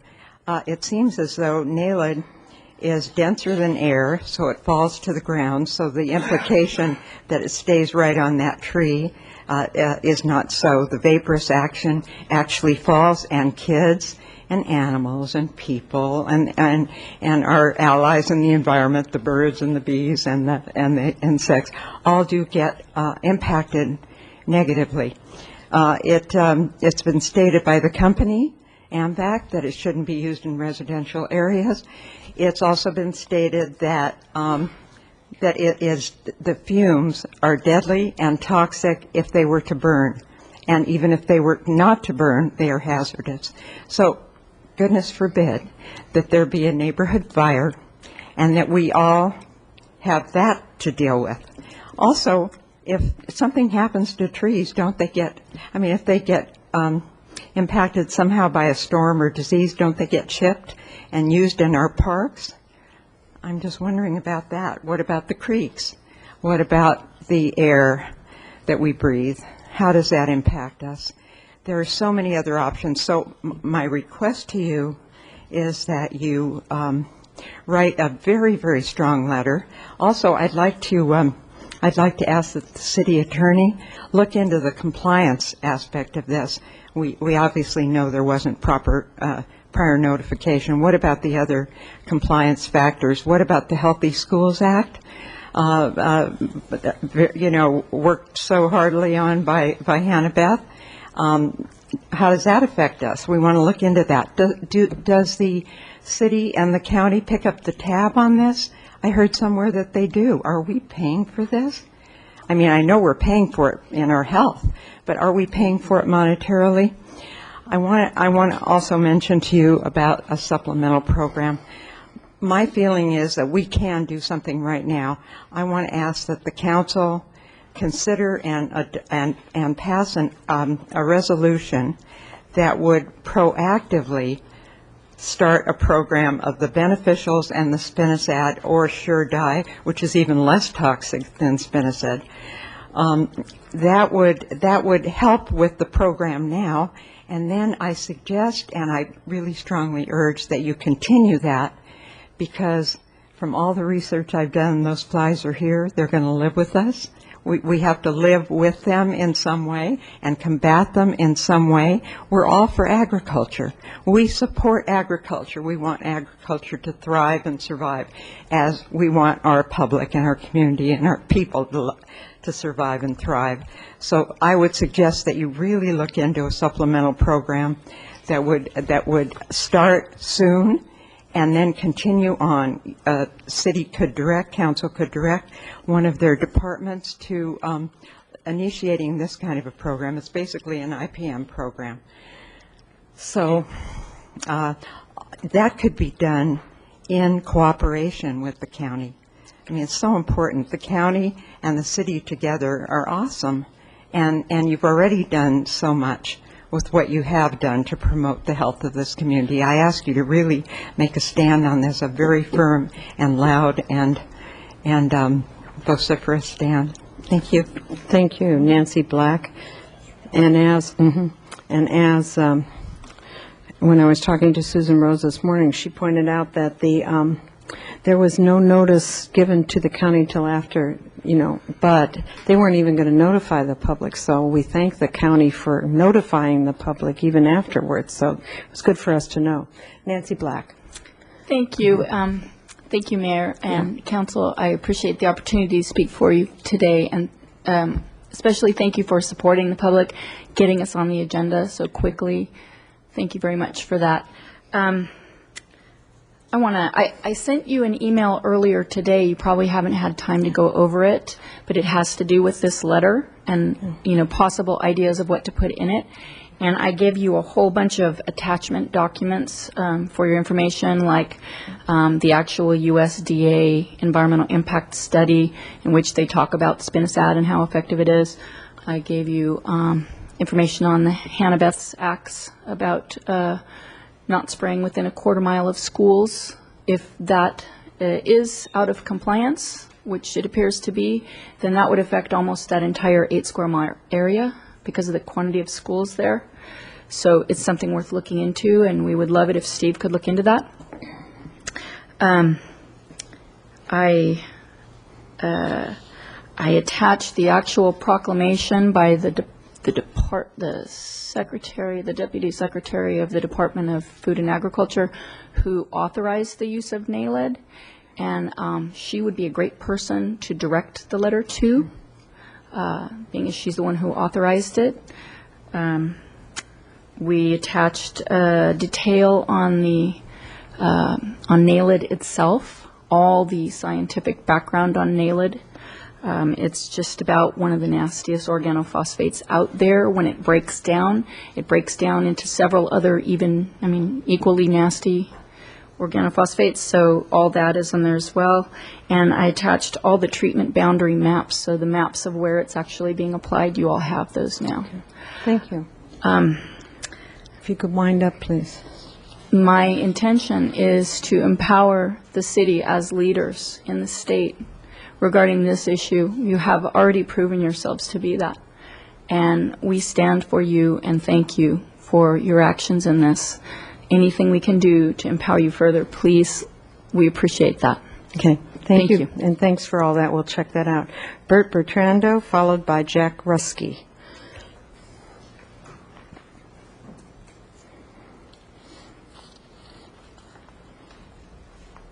Thank you, Mayor Bloom. Yeah. Council. I'm going to be short and to the point. Someone asked me whether or not the city of Santa Barbara had jurisdictional authority in this matter, and there seemed to be some uncertainty with that in that regard. I just want to point out to you that there is a mechanism currently in place, and you're probably familiar with it. It's called a Standardized Emergency Management System, and it's a system required by Government Code Paragraph 8607, Paragraph A, for managing response to multi-agency and multi-jurisdictional emergencies in California. You already have that, and it's a mechanism that you might want to consider using if you feel it's necessary. Thank you. Okay, thank you very much. You guys have been very, very helpful. Jack Ruskey, followed by Greg Chittick.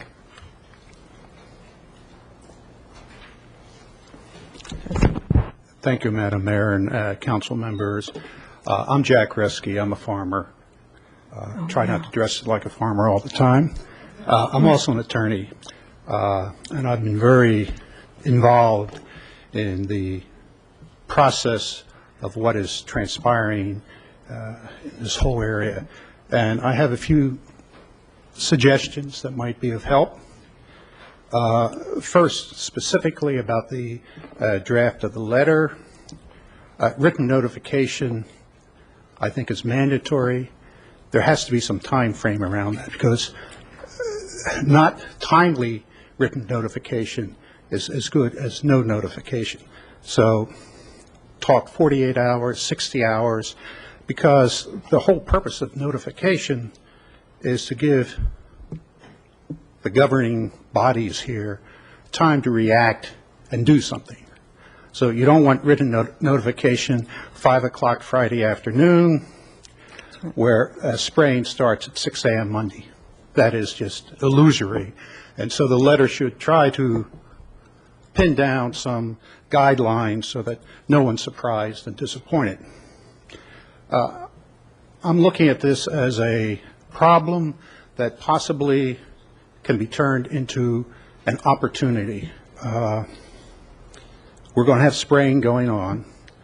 I think that's clear from what the state has mandated to date. And you get into the question of what can this body do constructively to mitigate problems currently and in the future. And so I have some suggestions. First of all, there should be the coordination among jurisdictions. Mr. Bertano has spoken to that as far as what is already in place. You have to have some form of notification to healthcare providers, because people show up with symptoms. The doctors won't know what to be looking for unless they've been alerted that there is some toxicity in the atmosphere, and this will give them a clue to take proper testing, proper medication. If the doctors don't know about this, they'll never diagnose what the symptoms are. I would highly recommend that if it's possible for the city's health people to take some toxicity tests currently in some of the more saturated neighborhoods to find out what is the level of the off-gassing. And then, when they do the next spraying, which I believe is a week from today, immediately after spraying, go out and monitor the toxicity level. As mentioned by Estelle, the manufacturer of this chemical says do not use in urban areas. This is clearly an urban area where they're spraying. So there has to be some monitoring of what is really happening. I'm afraid no one is paying attention in Sacramento as to the process of the applications. I've walked the area, I've seen it. There's certain areas that every other tree was splattered with the chemical. It seems to be over-treating the specific area from what I've read about the guidelines. Okay, could you wind up, please? Yes, and there's also the email. problem of certain streets in the area that should be sprayed are closed streets. I believe there should be coordination. If there is going to be spraying, let's make it effective spraying so that when the employees come through to do the spraying, they have access to these gated enclaves. Because if they don't have access, they just skip over it, and the whole program could be compromised. Thank you very much. Okay, Greg Chiddick, followed by Wendy Kaysen. Madam Mayor, members of the City Council, I'm Greg Chiddick. I've been working with IPM here for a while, and thank you for getting this on the agenda so quickly. The two main issues that I have are the notification and the use of lower toxicity alternatives. Notification, I read the attachment on the website about what you have on your agenda, and I think notification is important in the sense that we need to understand who's going to be notified. If they just send a letter to the mayor's office or something and then it never gets out to the actual residents, I think it's very important to know whether the State Department of Ag who's doing the spraying is going to be putting flyers and leaflets at everyone's door or placing things on telephone poles. Either way would be good. You get the word out, and as was mentioned earlier, a couple of days in advance or 72 hours. That's what we try to do here in the city with our IPM program. Notification and transparency is very important, and it causes people to take a closer look at what they're actually applying. And that's the next point, is that if they do better notification, they will pay more attention to what they're actually spraying around. And there are alternatives that they could use, and one of the points is that they need to pay attention to public health. None of the emails or the strategies that I've seen, public health isn't even mentioned. It's always about the fly, and that might make sense in heavy agricultural areas or out in fields, but when you're in an urban area, we really need to be focusing on public health. So I encourage the letter to use the words public health. And even if it costs a little bit more money on their side to go out and use actual bait stations, because if they use an actual station, they could then use the lower toxicity alternatives. It would take more work for them to go around and hang all these up. However, it seems like a viable alternative that they could use that would help protect the public health. Those are my issues. Thank you. Okay, thank you, Greg. Wendy Kaysen, followed by Teresa Bakke.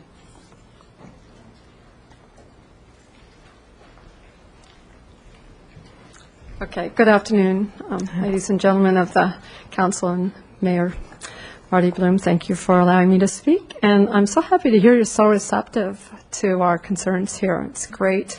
I've been, in the last 2 weeks, standing in front of Lazy Acres and going to the farmers market. I'm passing out literally hundreds and hundreds of flyers. And of all the people I've spoken to, and I don't just hand them out, my voice is nearly gone. I've been over like a total of 8 days and 2 to 4 hours a day. I've been talking to almost, I'd say 800 people personally, and there's not one person that's in disagreement with our request to do something, and that something is, please make people aware that this is going on for number one, because if they do get sick, they like to know why they're sick.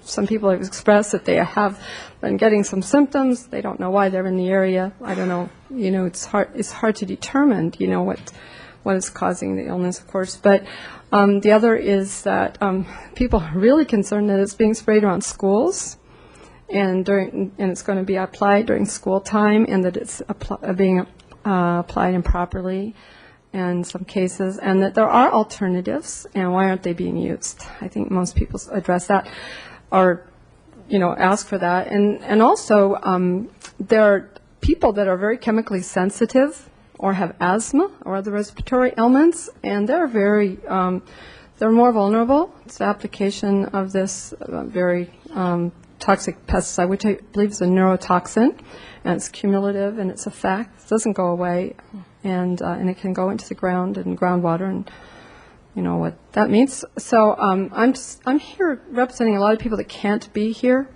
that would have loved to have been here, and many people said thank you to me. I was really happy, because it gets hard standing out there, and just everyone said, oh, we're so happy that you're doing what you're doing. Of course, I should tell you, I'm a member or volunteer for PAC, Pesticide Awareness and Alternative Coalition. I think it's a great organization, and my personal request for the letter would be simply to cease and desist until some other alternative can be applied.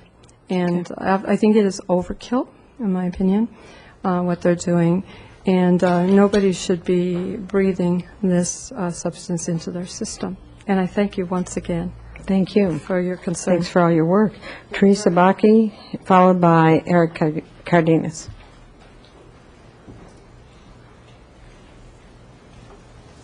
I'm going to read so I don't miss anything. Mayor Marty Bloom, council members, thank you. We're here today with the urgent concern about the use of NALID for the Oriental Fruit Fly Eradication Program occurring in the city of Santa Barbara and the county. NALID is a Class 1 toxin, an organophosphate, which also contains DDVP, a chemical known by the state of California to cause cancer. Experts conclude that organophosphates are extremely dangerous. Organophosphates are a group of related pesticides that affect the functioning of the nervous system.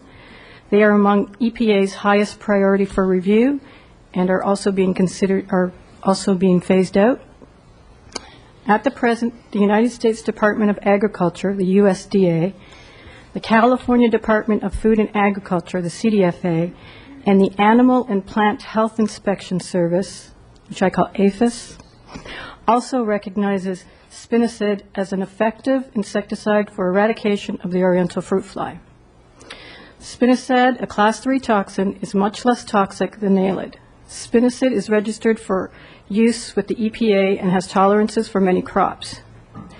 Spinosad can be used in conjunction with biological control.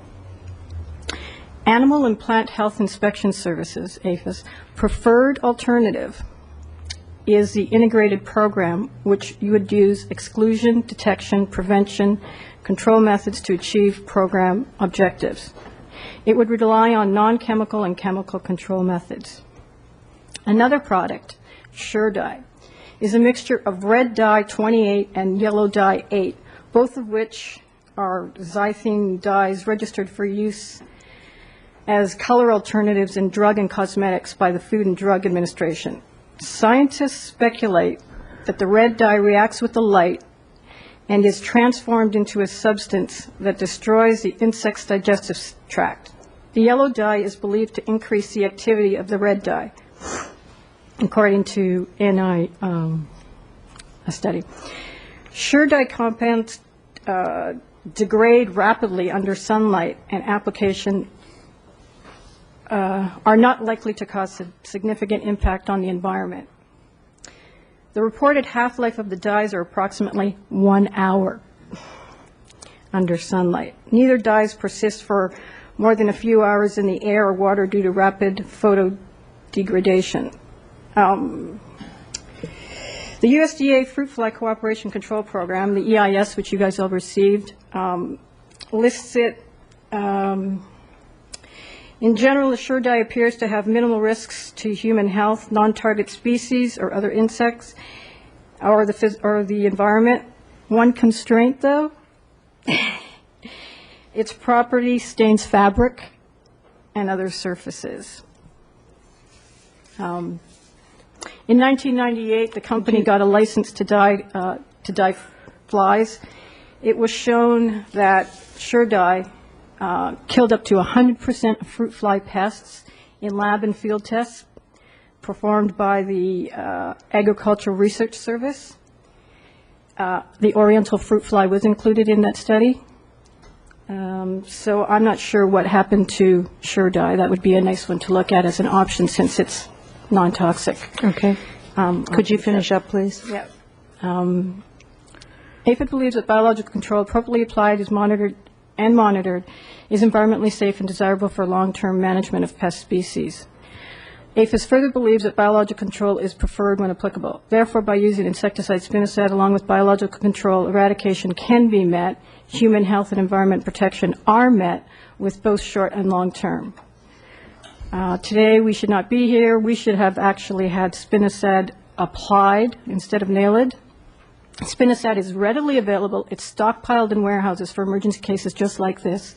And so my request is that the application of Naled for Oriental fruit fly eradication program be stopped immediately, and that spinosad be used in its place for traps and baits, that prior notification to the public of pesticide use, and that the City of Santa Barbara, in cooperation with the County of Santa Barbara, create an ordinance that requires the use of the least toxic pesticide.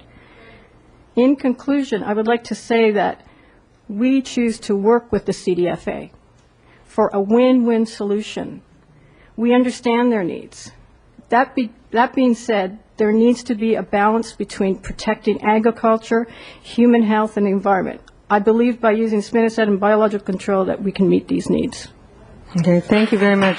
Eric Cardenas, followed by Susan Shields.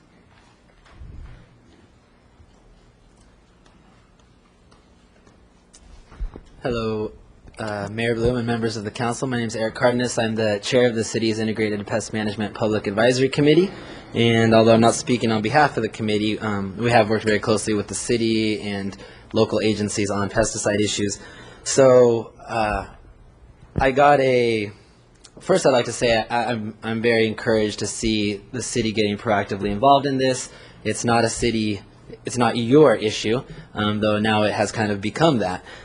So thank you for participating. And I think everybody in the audience recognizes that this is an issue that needs to be dealt with, and we don't want the fruit fly eradicating Santa Barbara County's agriculture. But I think we also all agree that the process was flawed, and I think everybody sees that. The mission statement from CDFA's website is to quote, help the governor and the legislature ensure delivery of safe food and fiber through responsible environmental stewardship in a fair marketplace for all Californians. Very general, but the key phrase there is responsible environmental stewardship.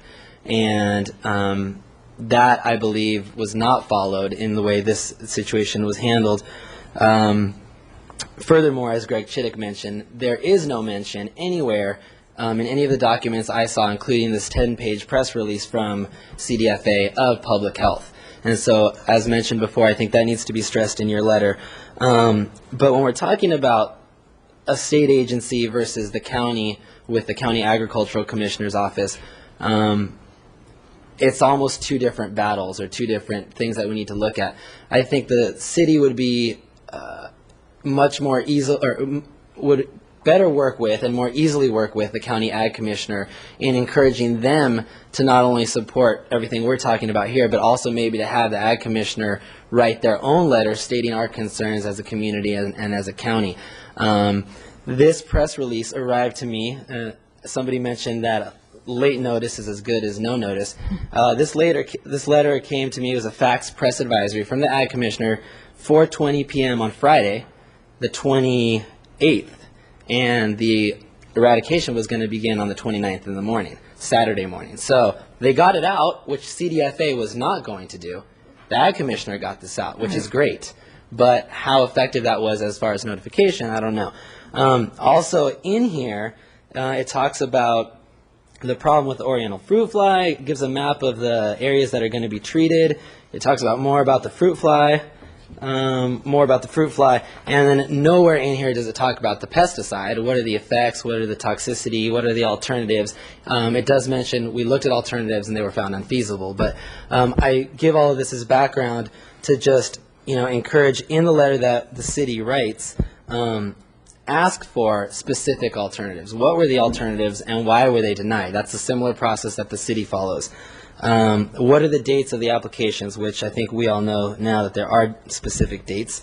Who are the main contacts? Who are the people in charge of applying this chemical?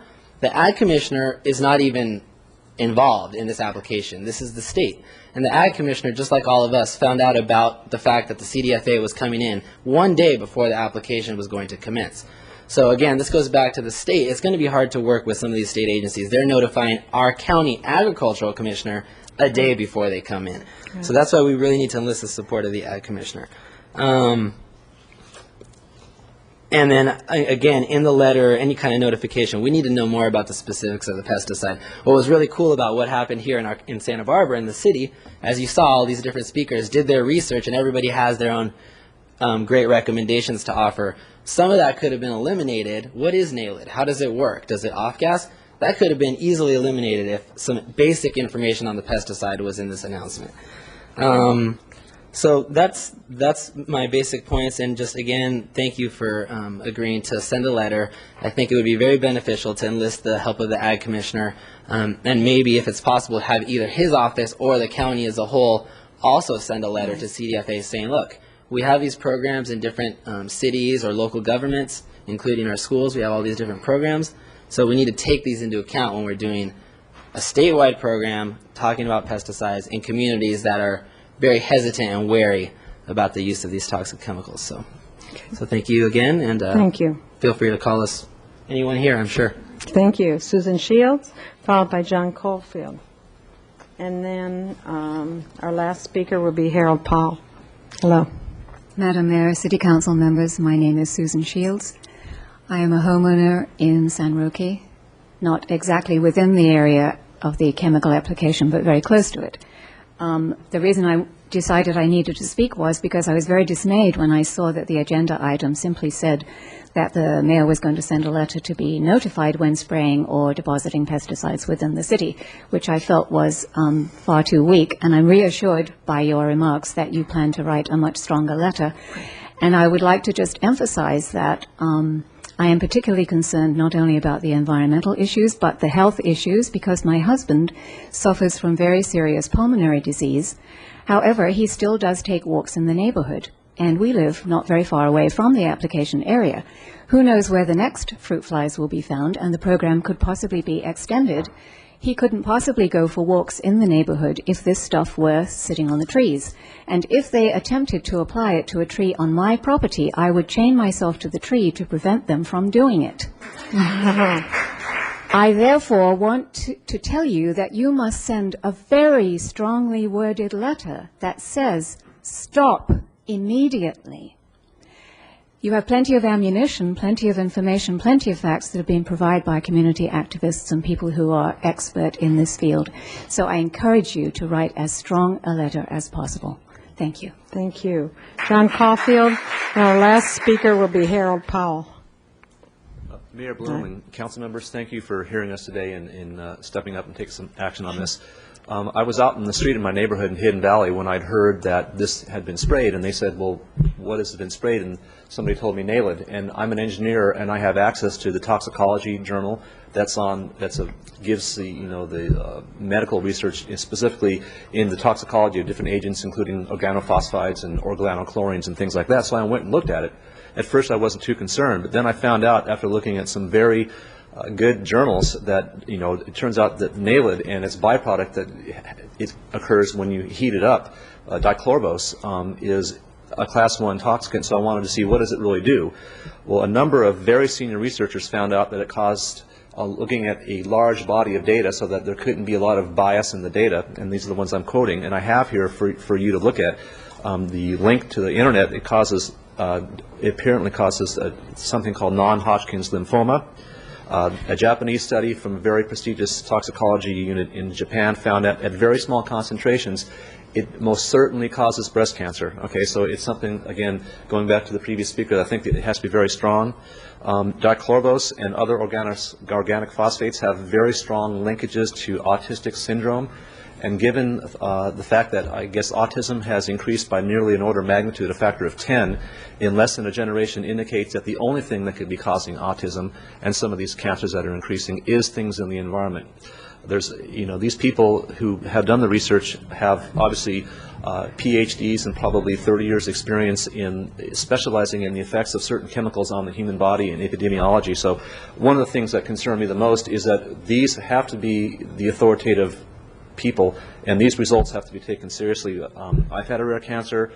Just about everybody I know has had a cancer, and I think it's up to us and the leadership of this community to really strongly word this letter to ensure that things that are considered carcinogenic are not sprayed in our neighborhoods. I don't know how we ever got to the point where something that has so many independent reviewers in different countries stating that this is a carcinogen that causes multiple cancers that's been verified by research conducted over in farm areas and things like that. It's a very serious situation. And we have, in this country now, 40% chance of every single man alive will have cancer in his lifetime, and over a 33 to 35% chance that every woman will have it. So basically 1 out of every 2 men and 1 out of every 3 women will have cancer. We've got an epidemic. And how much money are you going to save by getting rid of a couple of fruit flies? I'd rather perhaps suffer some crop loss. So we need a balanced approach to this, and I really want to impel you folks here to really step up to this, and maybe Santa Barbara needs to take a lead in this. I don't want this to be like smoking tobacco, where it might take 20 years to find out that it causes a huge effect and causes lung cancer. Now, if you look at the statistics on lung cancer, it's dropping off rapidly, which is a good thing, and I hope that we can do something similar for this. So please don't spray this in my neighborhood. I've just gotten married. I'd like to have children, and I think that we owe it to ourselves to fight very hard against a known carcinogen and something that causes autism. So I have this information here if you want to look it up on the website for yourself and use it. Anybody who wants it, feel free to talk to me. But thank you very much for your time. Okay. Oh, thank you. Harold Powell will be the last speaker. There you go. Mr. Powell. Mayor Bloom, City Council, Harold Powell.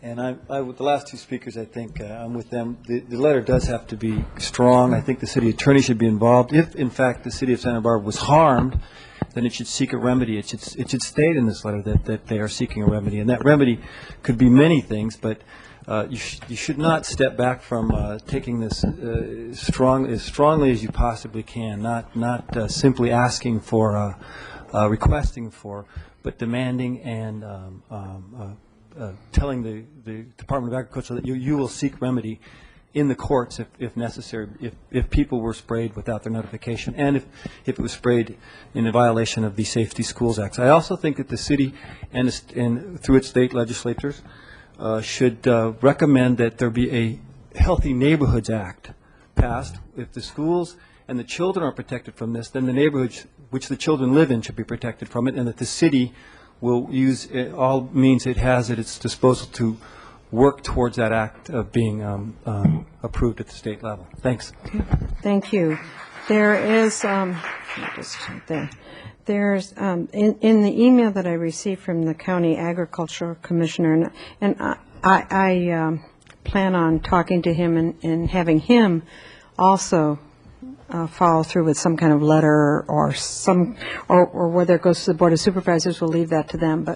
But knowing that only 10% of the land that was treated is in the city limits, I mean, I think we need a very strong letter, but I'm just saying, I think the county also needs a strong letter. And the County Agriculture Commissioner, Bill Gillette, sent me this email, and I know a lot of you got it, but he also adds that he thinks that we should urge our state and federal legislators to support ongoing funding for research at CDFA and at the U.S. Department of Agriculture to review fruit fly eradication procedures and to develop and implement the least intrusive and least toxic methods. And I think some of you had spoken to that. And he agrees on that and requests that it be funded. And because you can ask for things and then they say okay and then they don't fund them, but so. And he says this is his quote. He says, "I plan to start an educational program to inform all residents that they play an important role in pest prevention." In other words, bringing in fruit to this area from elsewhere is probably how they got here, most likely. And people can help us avoid eradication programs by doing that, so to avoid bringing fruit in. So that's why they stop you at the border, if you always wondered why you had to turn your fruit over. Mrs. Falcone and then Mr. Williams. Thank you, Madam Mayor. I want to start out by thanking everyone for coming this week, last week, the year before that, the year before that, the year before that, and especially to Estelle and Greg and Eric, who've really been the forerunners in this thing. Having lived in Tahoe for a number of years, I used to travel Highway 50, and I always got stopped at the locals didn't get stopped at the bug station because we knew better than to bring food back and forth. But really, anyone who was here in the 80s, which actually that's when I was living in Nevada, so I wasn't here. But I used to hear these terrible stories about this pesky little booger, this fruit fly, which is it decimates things. So we have to make sure that we understand that and we don't cut off our nose to spite our face. That being said, I don't think we've worked this hard in the city of Santa Barbara to make sure that we do things in the least harmful ways, in the most pesticide-free ways, just to see another jurisdiction that's lateral to us or collateral to us come in and do something that we find and our citizens find, and probably the citizens of the county find to be most objectionable. So the reason that I did, and I appreciate the woman who said that the language of the discussion was vague, and it was vague for a purpose, because these discussion items, you want to open the door so you have jurisdiction to actually be able to talk about these items.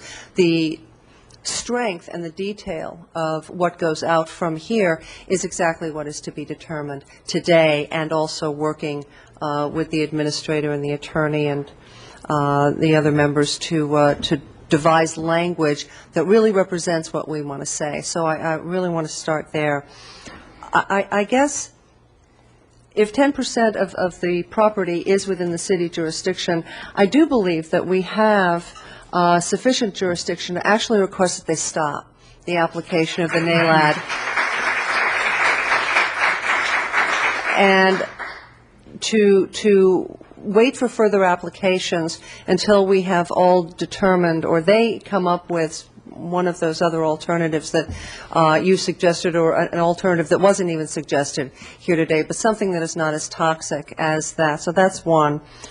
Second, to the notification, I heard a lot of great things here today. I think the timeliness issue is obvious and often overlooked.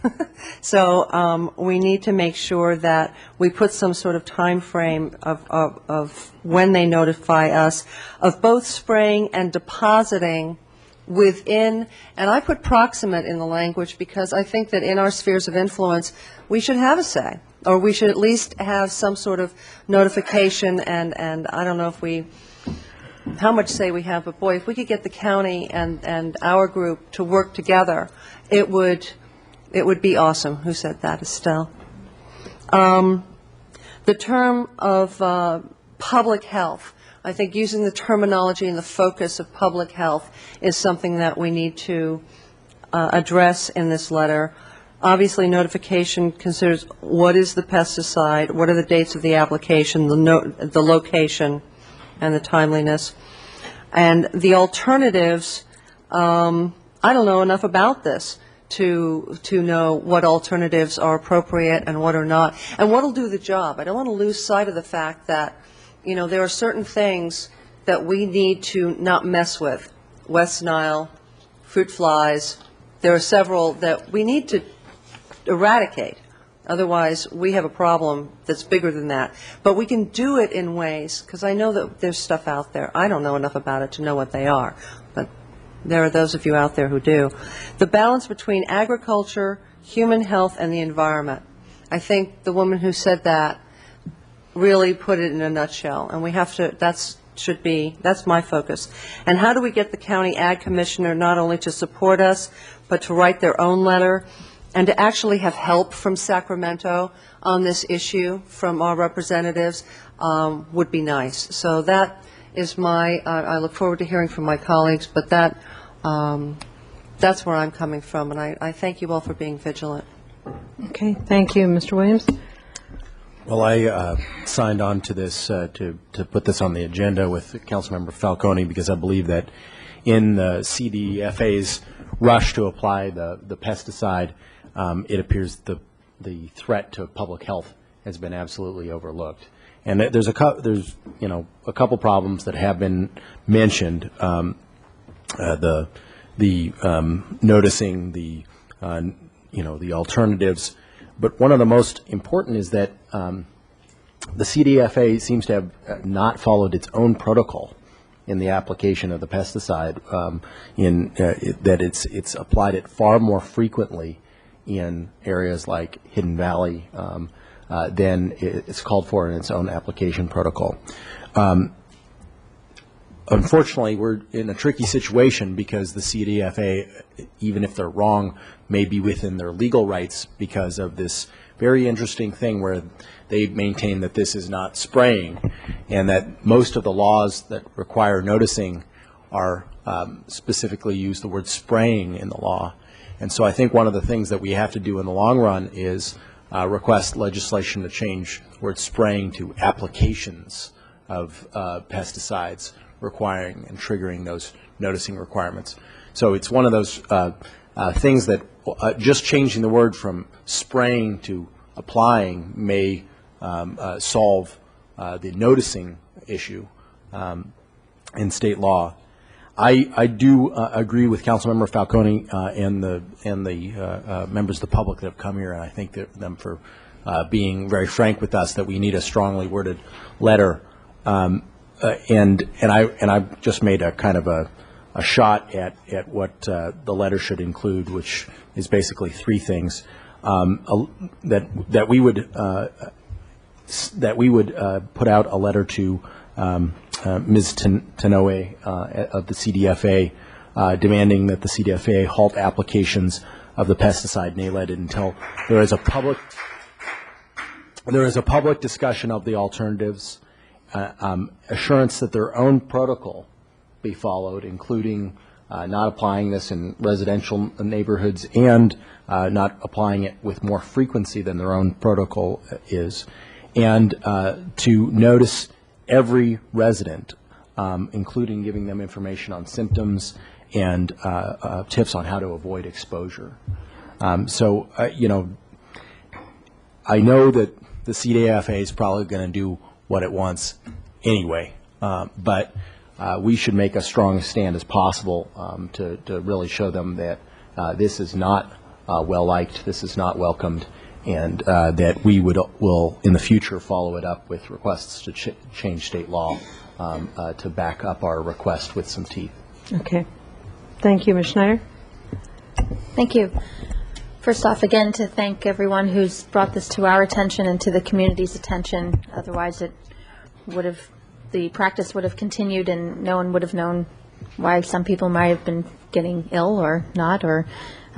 So your persistence is actually what brought us here, and I really appreciate that, and I think it's important that to keep that community-based support and continue that not only with us, but also, again, to the county and to the state. I do have a question. I don't know if it's to Mr. Wiley or if it's just out in the air at the moment, but there was a there was a comment that there was a suggestion that perhaps the city of Santa Barbara and the county might actually have to pay for some of this, and I don't know if you have any knowledge of that, but if so, I would question whether or not we'd have to pay the bill if we are saying that, if this is a mandate by the state to the city to pay for something that we don't want, what happens if we refuse to pay the bill? And that's not necessarily to be put in the letter, but if it's something that we're going to be approached with, if we get an invoice or something like that, I think we need to know what that invoice is and what the ramifications are. If we say, no, we're not paying for this, this is not something that is appropriate, it's totally in violation against our integrated pest management policies. So I think that's something we're going to have to see if, in fact, that is the case. We talked about a letter going to the CDFA. I agree. I think it was Mr. Cardenas who mentioned their own mission statement talking about responsible environmental stewardship. That phrase itself should be in the letter, and talking about adhering to their own mission. A second letter, I think, to the Ag Commissioner of the county with a copy of this particular letter, formally requesting that he send a letter and determine whether or not the County Board of Supervisors should do so. Certainly, the community should be asking the county the same things that they're asking us to do, and I'm sure they would respond. I hope they would respond in as comprehensive way as we are. And to certainly, of course, copy a letter to Assemblymember Nava, State Senator McClintock. I would also say to our U.S. senators as well, because this goes, I think, beyond just the local area. This is a statewide issue. It might even be something that the League of Cities, both Councilmember Falcone and I are on the Environmental Quality Policy Committee. This is a public health issue that will apply to cities. Is this something that we can approach them with in terms of looking into the subject? So that's going a little beyond the letter of other things, but I think it's certainly looking down the road. What I'd like to see come out of this is not just a strong letter. That's one thing, which is very important, but try to create some sort of mechanism or process so this doesn't happen again. And we can send one letter now, but I don't want to be back here in a year with the same situation. And so, yeah, thank you. I think there's been a lot of detail already. I see Nancy Rapp in the back taking furious notes that I'm sure to come back with a letter. And I'm assuming that this is, we're just going to give direction and it's going to go out. I don't know if it needs to come back here for final wording, but I think you're getting a general direction of what it is we want to say. So again, thank you very much for your commitment to the public health and creating that awareness out there into the community. Okay, Nancy Rapp is our Parks Director back there, and Santos Escobar right behind her handles our IPM program. So they're listening, and we'll write a good letter on this one. Mr. Horton. After listening to the conversation today and reading all the emails that came in the last week or so, I've been increasingly worried about children's health. I'm on a countywide commission, and I see a child in the audience. And one of our major concerns with First Five of California is children's health. In fact, we spend a good deal of our money in being concerned about children's health. And it seems to me that there's every reason for me to go directly to my own commission. This is the commission, First Five of California, and ask that they take this directly to the state level. Because that will give us an immediate contact at the level of the state of California on an issue that concerns children's health, and I will do that tomorrow. Good. Thank you. It's a good addition to our discussion here. Mr. House. Thank you, Madam Mayor, and thank you all for coming and for addressing us by email and letters and all of your participation. I've been sort of kind of charting the territory in terms of the chronic situation, the ongoing issue, and the acute situation, what's right in front of us right now. And in the area of the ongoing part, the idea of the improved notification about the identification in a more programmatic, long-term sense of alternatives for eradication that are less toxic, et cetera. Very important parts, but for the immediate situation. I mean, to me, the idea of the letter is sort of fits into the ongoingness of it. Shouldn't we be seeking like a court injunction and just having them stop? I'm serious about that. Should we be not, because I'm looking at the schedule, and it looks like the next application will be on the 29th, which is very soon. And a letter and drafting it and getting it sent out and having it be considered up the chain of command and responded to and this and the next thing. If we're as concerned about this as we seem to be, what are the real remedies that we have? Maybe not, they wouldn't necessarily be the long-term fix, but that would intervene right now. So perhaps our council can help us a little bit on this. But I just really want us to be effective, not just, well-spoken. Okay, Mr. Wiley. Well, I hear you're clapping, and all of us are agreeing with you, so I'm just letting you clap. And we don't usually do that just so we can, keep our thoughts together here, but we're all on the same page. But maybe Mr. Wiley would like to talk about an injunction against the state.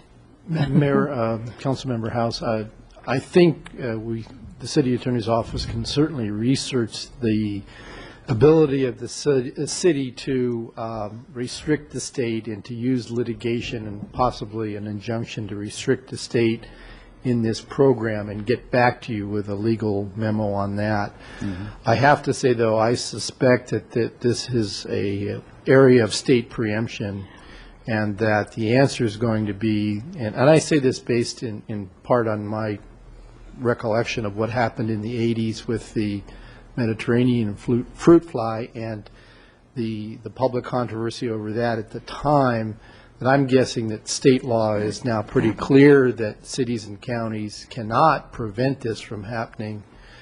But of course that doesn't necessarily answer the question in terms of whether we can even use litigation to force the state to abide by its own rules, whether those are statutory rules or protocols. Mm-hmm. Just about any citizen, any public entity can initiate litigation to force the state to abide by state statutes that are applicable. So that's something we can look at and get back to you on. I really appreciate the way you answered the question, because the letter is something we certainly need to go forward with. But I would really like us to look seriously at a complementary piece that could possibly intervene. And with the letter and with the research and with the community's participation, perhaps an alternative like what was suggested here could then prevail. Okay. So that's my input so far. Is that a motion? Why, yes, it is, Madam Mayor. I make that motion based on this, including the comments that we've heard so far. Yeah, okay. Is that good enough for our clerk there? They're writing furiously, yes. Okay, and we have a second. Any more discussion? Mr. Williams, did you have more discussion? I was just trying to, hopefully, because I know that staff, when they look over the minutes of this afterwards, sometimes have to piece through all the elements. Yeah. And the first count, I had 3 elements, but I think there's really 4 here, which is the request, or request is probably a nice way to say it, even when it is a demand. Mm-hmm. The request to halt the applications of NALED until there's a public discussion about the alternatives. That's 1. 2, assurance that both the companies and the CDFA's own guidelines on the application be respected. 3, that the noticing be made to all residents. And 4th, which is the part that I didn't count before, is that include that we do still have remedies that we can seek if they do not comply with this, i.e. Future state legislation or legal action. Yeah. Okay. Madam Mayor, let me just make sure I qualify and make sure it's clear. So I would go along with everything that Mr. Williams said, but to be a little bit stronger on that 4th piece. And the idea is that we've asked for our city attorney to assist us in looking at what legal remedies we have. Mm-hmm. And I believe then the appropriate response would be that you would be back with us post haste pretty quickly, so that we could make those go into effect. So it's with that much teeth. Okay. I guess my one concern also is rapidness of response. Right. That we should probably have this come back to us, but that the letter should be just said. Yeah. Oh, no, Yeah. exactly. Given And that the we have intent of the a week. motion is for both immediate and long-term impact. I actually have 19 points, so I don't know. I was just writing and writing. So what I will do is give this to Ms. Rapp, and she, I'm sure she took notes also. Thank So, you, Madam Mayor. Thank you. All those in favor, please say aye. Aye. Opposed? And thanks, everybody, for helping us out here. Did a good job. Thank you. Okay, item 13. We have one more item for this afternoon. Give this to Nancy. Dissolution of Sister City, Palma de Mallorca, Spain, and Yalta, Ukraine, recommending that Council A adopt by reading of title only a resolution of the Council of the City of Santa Barbara, California, dissolving the Sister City affiliation with Palma de Mallorca, Spain, and B, adopt by reading of title only a resolution of the Council of the City of Santa Barbara, California, dissolving the Sister City affiliation with Yalta, Ukraine. Okay, could I have you take your discussions out into the hallway, and we've got another item we're doing right here. Thank you very much, and I'm sorry you had to wait so long, Ms. Mokita. Ms. Gunther, are you doing this?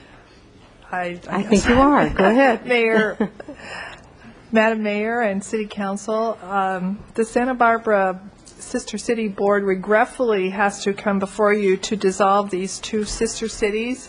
The board struggled with this for quite some time, and they found that there was a lack of participation by both these two groups, and therefore it did pull down the rest of the board when they were trying to do the activities that were needed to keep the rest of the boards active. So because of all that, after many, many discussions over the past year and a half, they decided to come before you to dissolve these two sister cities. Tatako Wakita is here from the board. If you have any questions for her, she's the vice chair. Okay, and we appreciate all your work, too. There, I turned that on. Yes. Madam Mayor and council members, I am actually acting chair now because our chair resigned recently. So if you have any questions, as you know, some committees are very, very active, but these two, Yalta, Ukraine, and Palma de Mallorca, Spain, they do not have committee and do not have any activities just recent years. And it's very hard to make a quorum at the board meetings. And then also, we would like to have some, new, fresh sister cities.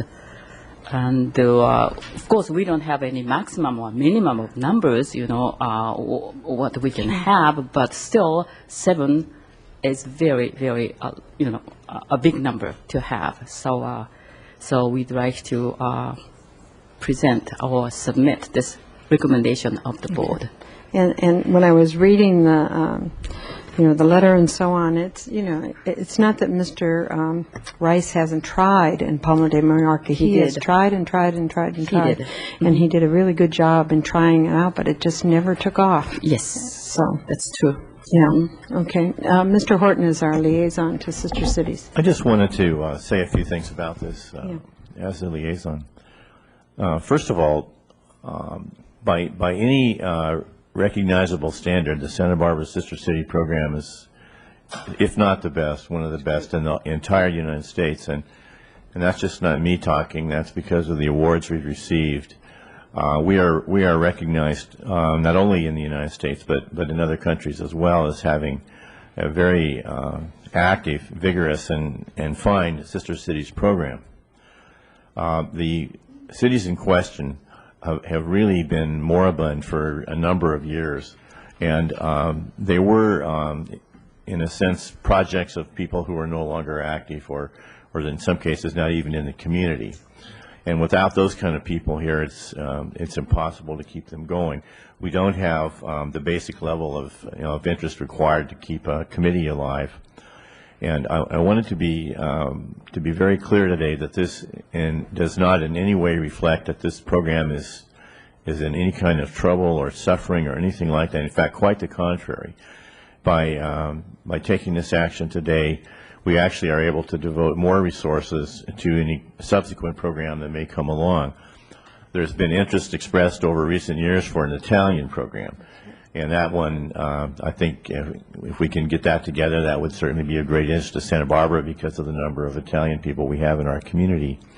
So I definitely support this idea today, and just want to reassure anybody in the TV audience and in our own council that this is a positive action and should be viewed in that regard. In fact, I'll make a motion that we dissolve the sister cities of Palma de Mallorca and Yalta.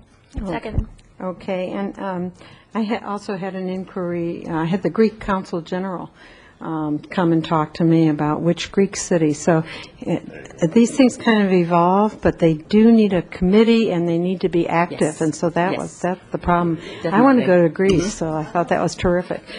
Yeah. Okay, any other discussion? All those in favor, please say aye. Aye. Aye. Opposed? And thank you for all your Thank work. you very much. Great job. Okay, go ahead and read item 14, please. Conference with legal counsel pending litigation. Okay, and we'll adjourn out of there. We don't expect to report back? Okay, so we'll adjourn out of there. Thank you very much, and we'll see you back here in September.